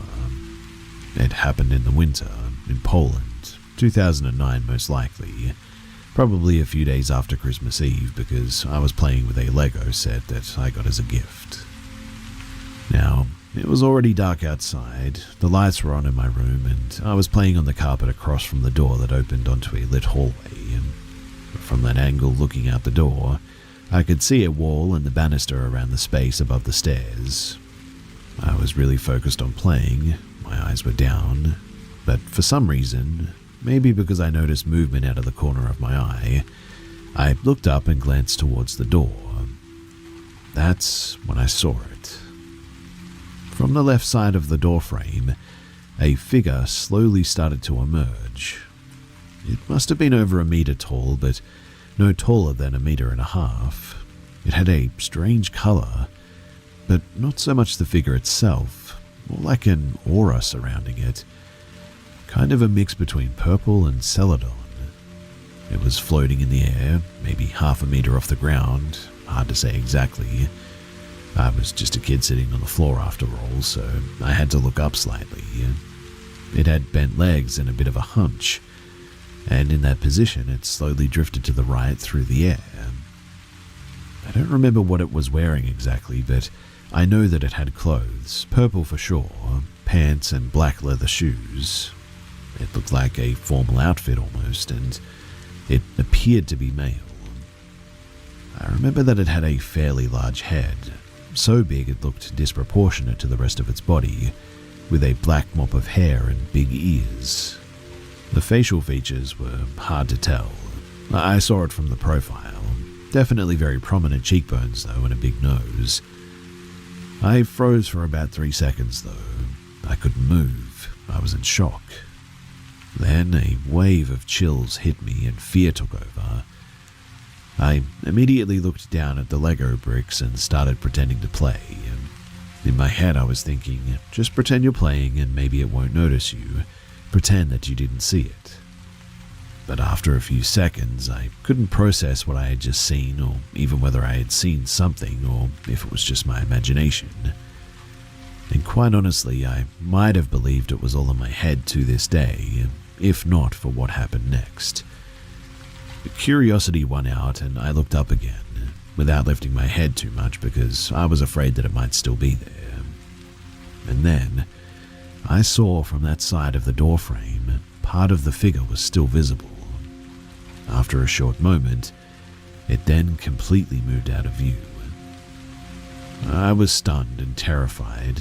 I sat there for a while, trying to gather the courage to run to my parents, who were in the living room downstairs. When I finally managed to do it, I ran out of that room not looking to the right out of fear that it was still there, bolted down the stairs, and sat on the couch next to my parents. I never said a word to them. I just took comfort in the feeling of safety, and I was scared that they wouldn't take me seriously.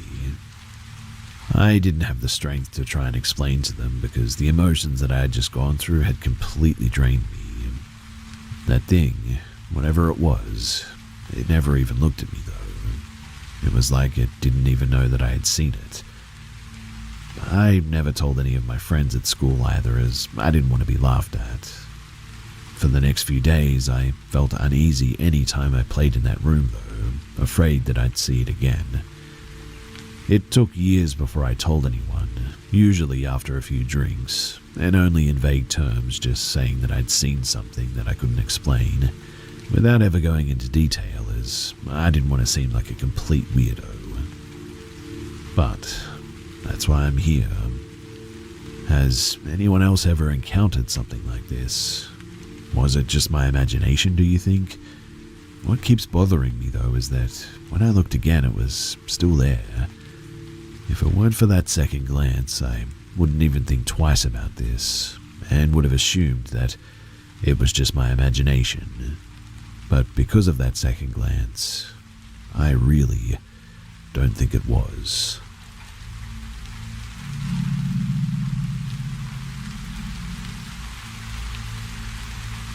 This happened when I was a kid. My parents and I had moved to this apartment complex back in 1986 that was built in the 40s during World War II.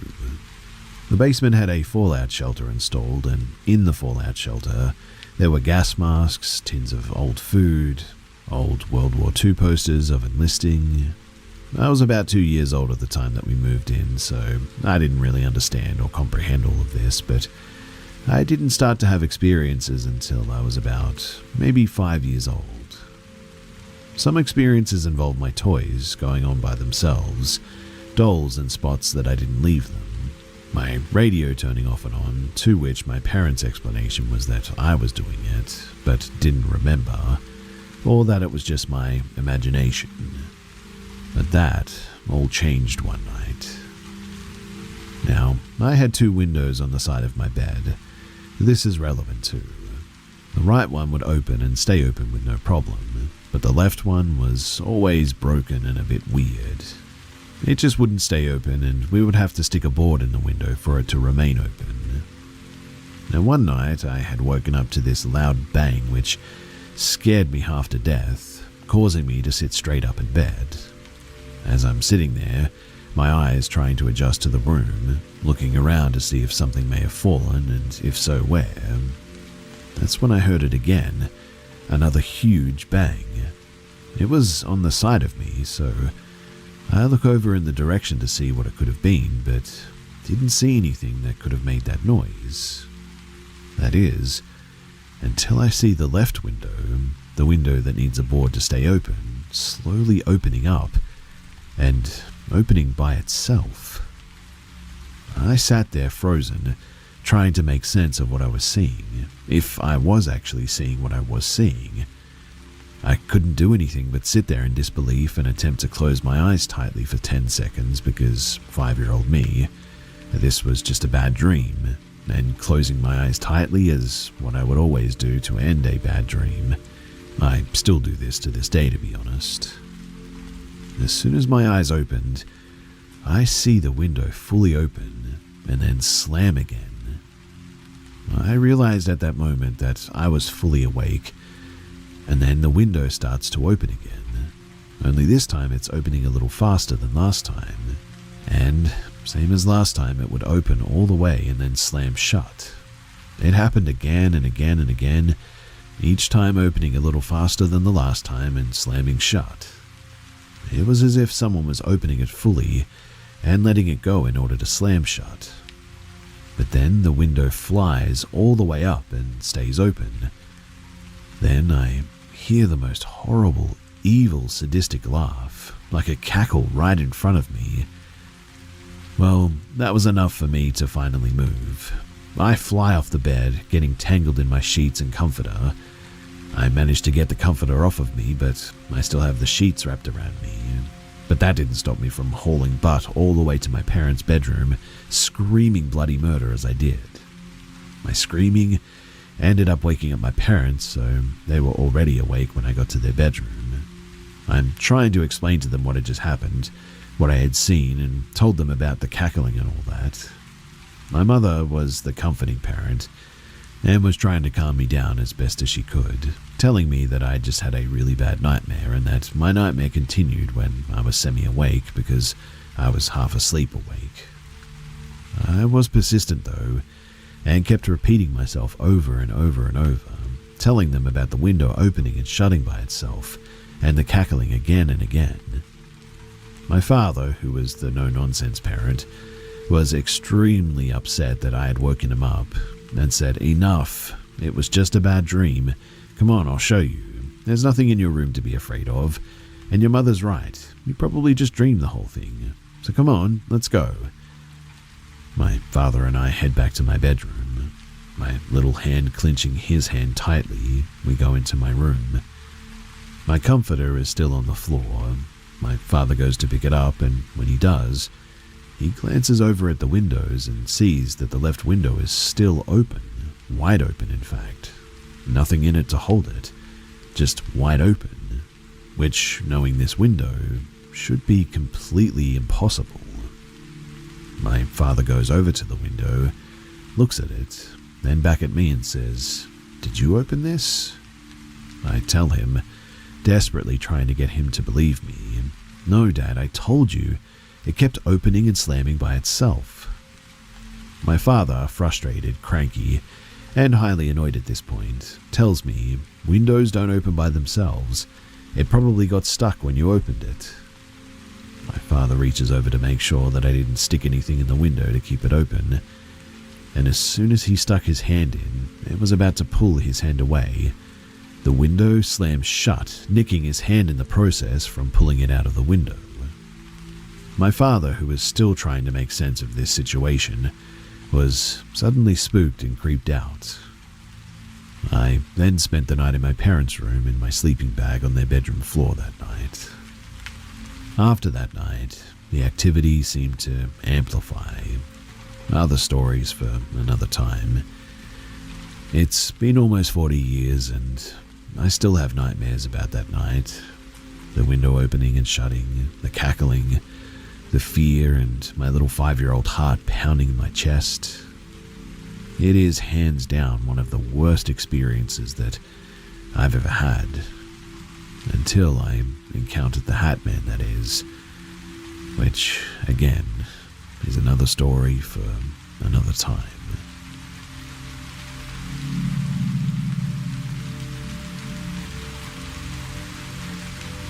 In 2008, I was a sophomore in high school. The first day of school, I was sitting in my English class when this kid, whom I had never seen before, entered the class 10 minutes late. His name was Mike. The teacher asked why he was late, and Mike responded with, "Sorry, Teach, I spilled strawberry daiquiri all over my shirt and had to change it." Mike was a bit of a class clown who was more trouble than funny, to be honest. He was the type of guy who believed he could do whatever he wanted and there would be no repercussions. For example, one day in English, the teacher was late getting to class. And while Mike said that since the teacher was 10 minutes late, legally we were allowed to leave, and so he did so. Later, he was shocked when he ended up in detention after school for skipping class. But Mike and his friends were the group that would sit in the parking lot at lunch and rev the engines of their Subarus and act like they were in Tokyo Drift or something. I remember that Mike played football that year and was livid that the coach didn't make him the starting quarterback, despite him not being all that impressive as an athlete. However, the thing that I remember the most about Mike was that he always wore this white baseball cap backwards and turned to the side, which was the style at that time. Well, the next year, my junior year, Mike just never showed up to school. Word was that he had been drinking with a group of friends near a fishing spot by the local river when he just disappeared. The rumors also started, and one was that he got into a fight with another guy who hit him in the head with a beer bottle. According to the rumor, Mike fell into the river and was swept away. Other people said that it was his brother who had pushed him into the river. One guy in particular claimed that he had hit Mike and pushed him into the river. Regardless of the truth, Mike was never found. He had a full-page memorial in the yearbook and everything. After that year, though, nobody ever really mentioned Mike again. As time went by, the only time that he would be mentioned were when some friends and I would meet up and somebody would say, "Who was that kid who disappeared again?" And the story would be told. Almost 15 years after Mike went missing, though, I met a guy who was a retired detective for the sheriff's department. His name was Jim. Well, it turns out that Jim was the one that investigated Mike's disappearance. When I mentioned the rumors about him getting hit with a beer bottle, he said, "Yeah, we heard those rumors too, but they just never panned out." Jim told me that the day that Mike went missing, he was out by the fishing spot with anywhere between 5 to 10 other teenagers.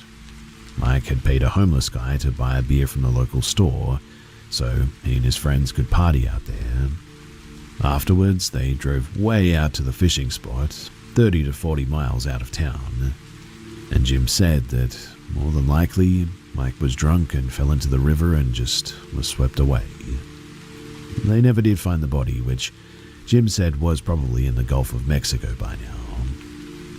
Jim asked what kind of student Mike was in school. I told Jim that I thought Mike was an entitled class clown, to be honest. Jim wasn't surprised.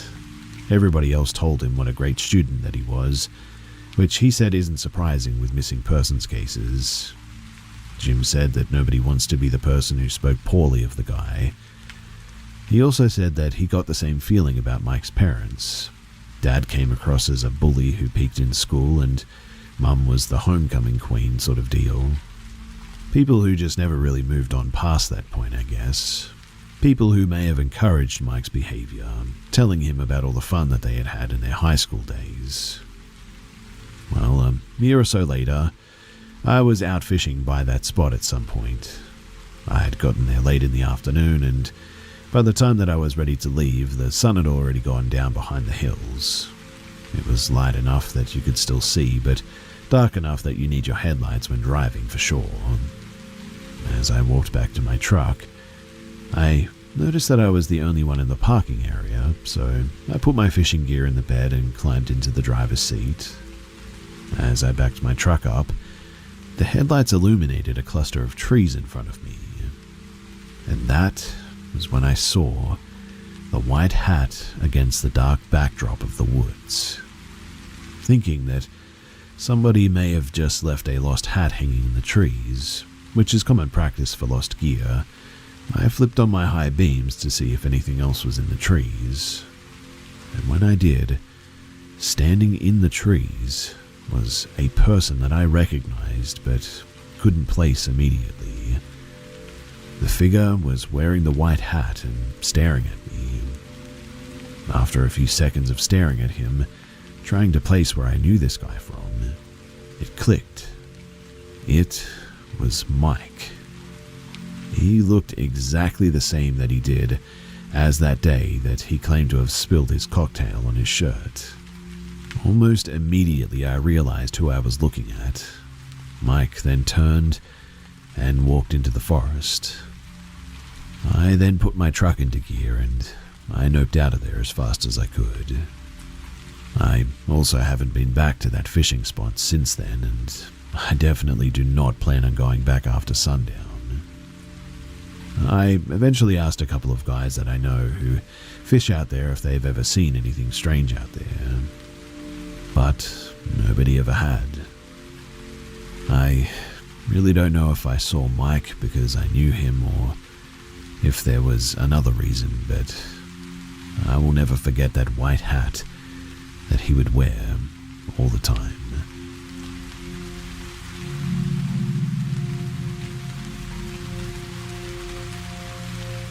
This is a bit of a long one, so do get comfy.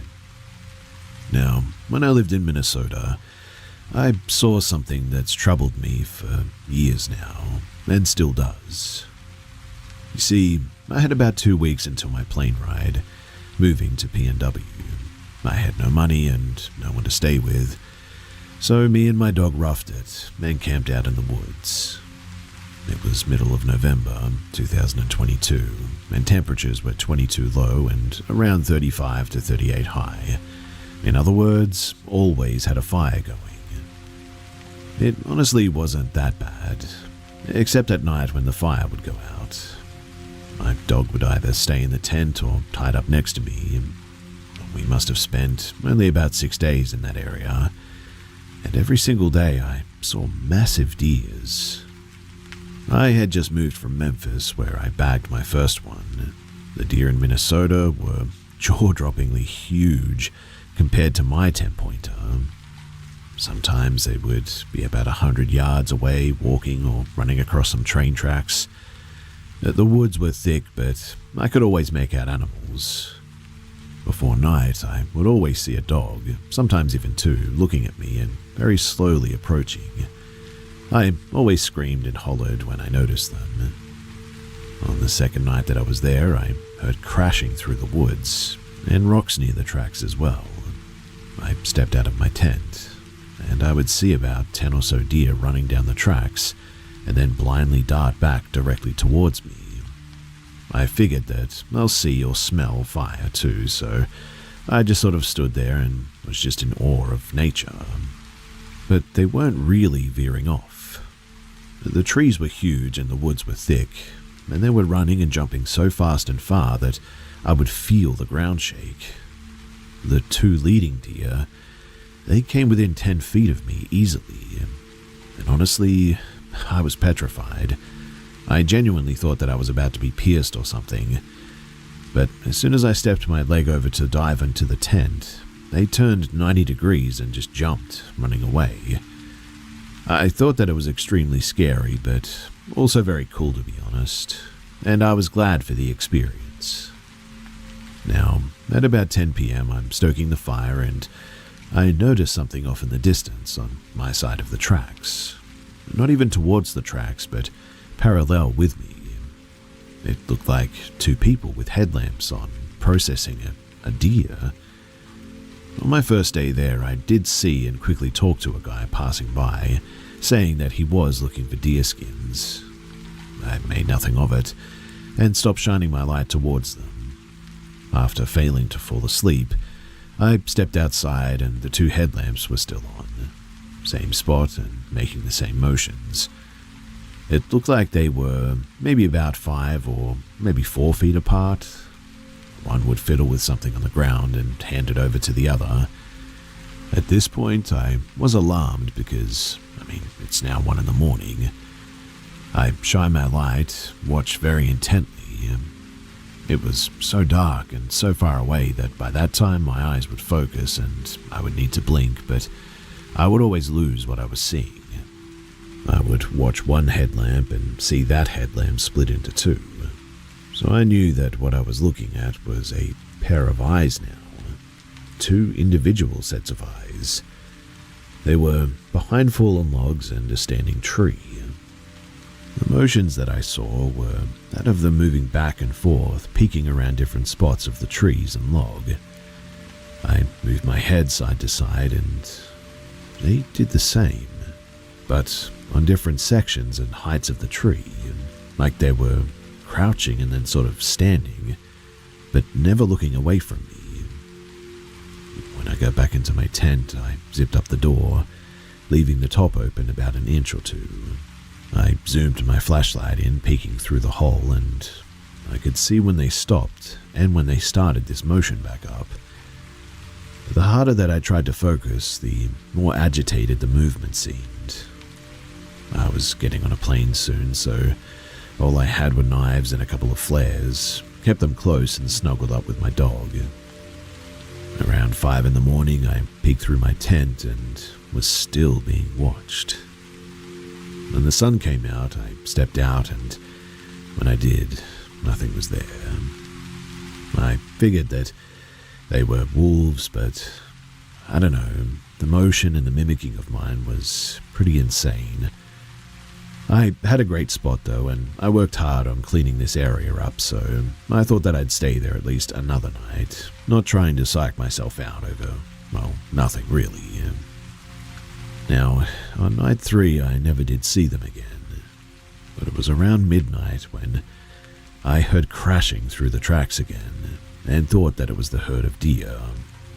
Following it with my flashlight, I noticed that it was only one animal, moving way faster too.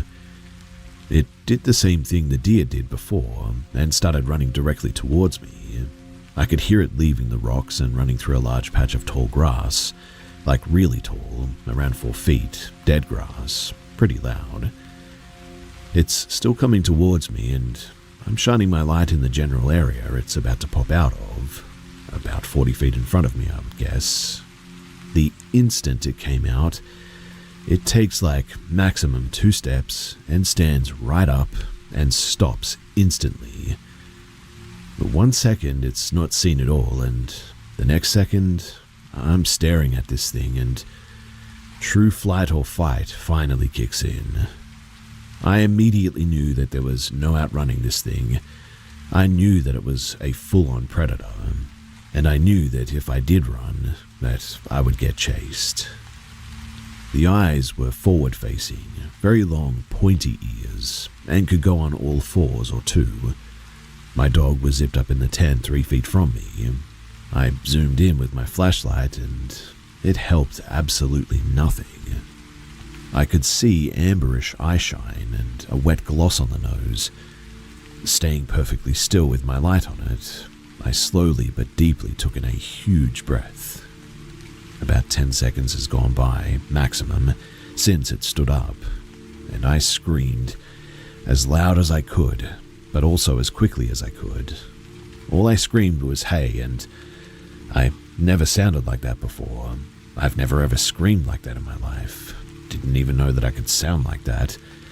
It wasn't recognizable. At the same time that I screamed, though, I unintentionally blinked. I heard a thud and the dead grass rustle, but not nearly enough for it to actually be gone. I knew that whatever it was definitely within 3 to 5 feet of the grass line. I continued to yell out that I was going to mess it up and I was going to eat it repeatedly. Before my initial scream, I saw this thing about 7 feet at the tips of the ears. The ears were 100% the same shapes as Anubis as well, if you've ever seen that. Stupidly long and pointy, very pointy. Well, after not hearing anything for quite some time, I just decided that I would take my chances and head back into my tent, and I just stayed there all night, awake and trying to figure out what to do. Thankfully, I made it through the night, and the next morning I walked out into town and went to Caribou Coffee for some Wi-Fi. First thing I did when my phone turned on, I needed to charge, was I searched up images of Anubis. And quite honestly, I started crying silently right there in the store, staring at this picture. I contacted my family in PNW to get a new plane ticket for an earlier arrival. My 2 weeks had now turned into 1. Getting back to camp, I started packing everything up to relocate my camping spot. This was a mistake though, because that giant thing that I saw, I totally forgot about the two things that I saw on night 2. So I grabbed my things and I walked right past that spot, the trees that I saw them at. I went about half a mile further, into more of the denser part of the woods, thinner trees but denser. That night, night 4, was terrifying too. This was the first night that I'd heard yipping from a pack of coyotes. This was about an hour before the sun went down, and it sounded like a person screaming, but it went on for so long and so loudly that I knew that it wasn't a person. They all started at the same time, and it went on for so much longer than I expected, probably around a minute, I would say. Very far away, but still made me turn my head at first. About an hour after the sun went down, that's when I heard wolves howling. That definitely made me pucker up a little bit. More chills, and I decided to make a large fire, or at least throw some logs on it. Fewer trips outside in the night and all that. When doing this, I see that the 2 pairs of eyes are back and they're watching me. Again, I kept being loud and screaming that I was going to eat you and all this, along with other things. The next night, though, it only got worse. Every single night after that, too, just got worse and worse. First night at this new location, the 2 pairs of eyes come back. The second night was 6 pairs, and the next 8. All of them were at a distance, but very, very still. They stood in the exact same spot every night that they returned, with the main 2 mimicking my motions, peeking around trees for a better view, it seemed. I even saw them vigorously bobbing up and down like a monkey would when I unzipped my tent. When it was finally time to leave, I quickly packed up what I could bring and I left everything not allowed on the flight behind in my tent, not even really caring anymore and just happy to get the heck out of there. To this day, I think about those days, almost every day to be honest. I still have no idea what exactly I saw or what to make of it. I was already going through rough times on family tragedies and all that, and I've spoke nothing of this story to anyone. I mean, they wouldn't believe me anyway. They'd just call me crazy. But here I am on the internet, sharing it with all of you guys, hoping to at least get some answers.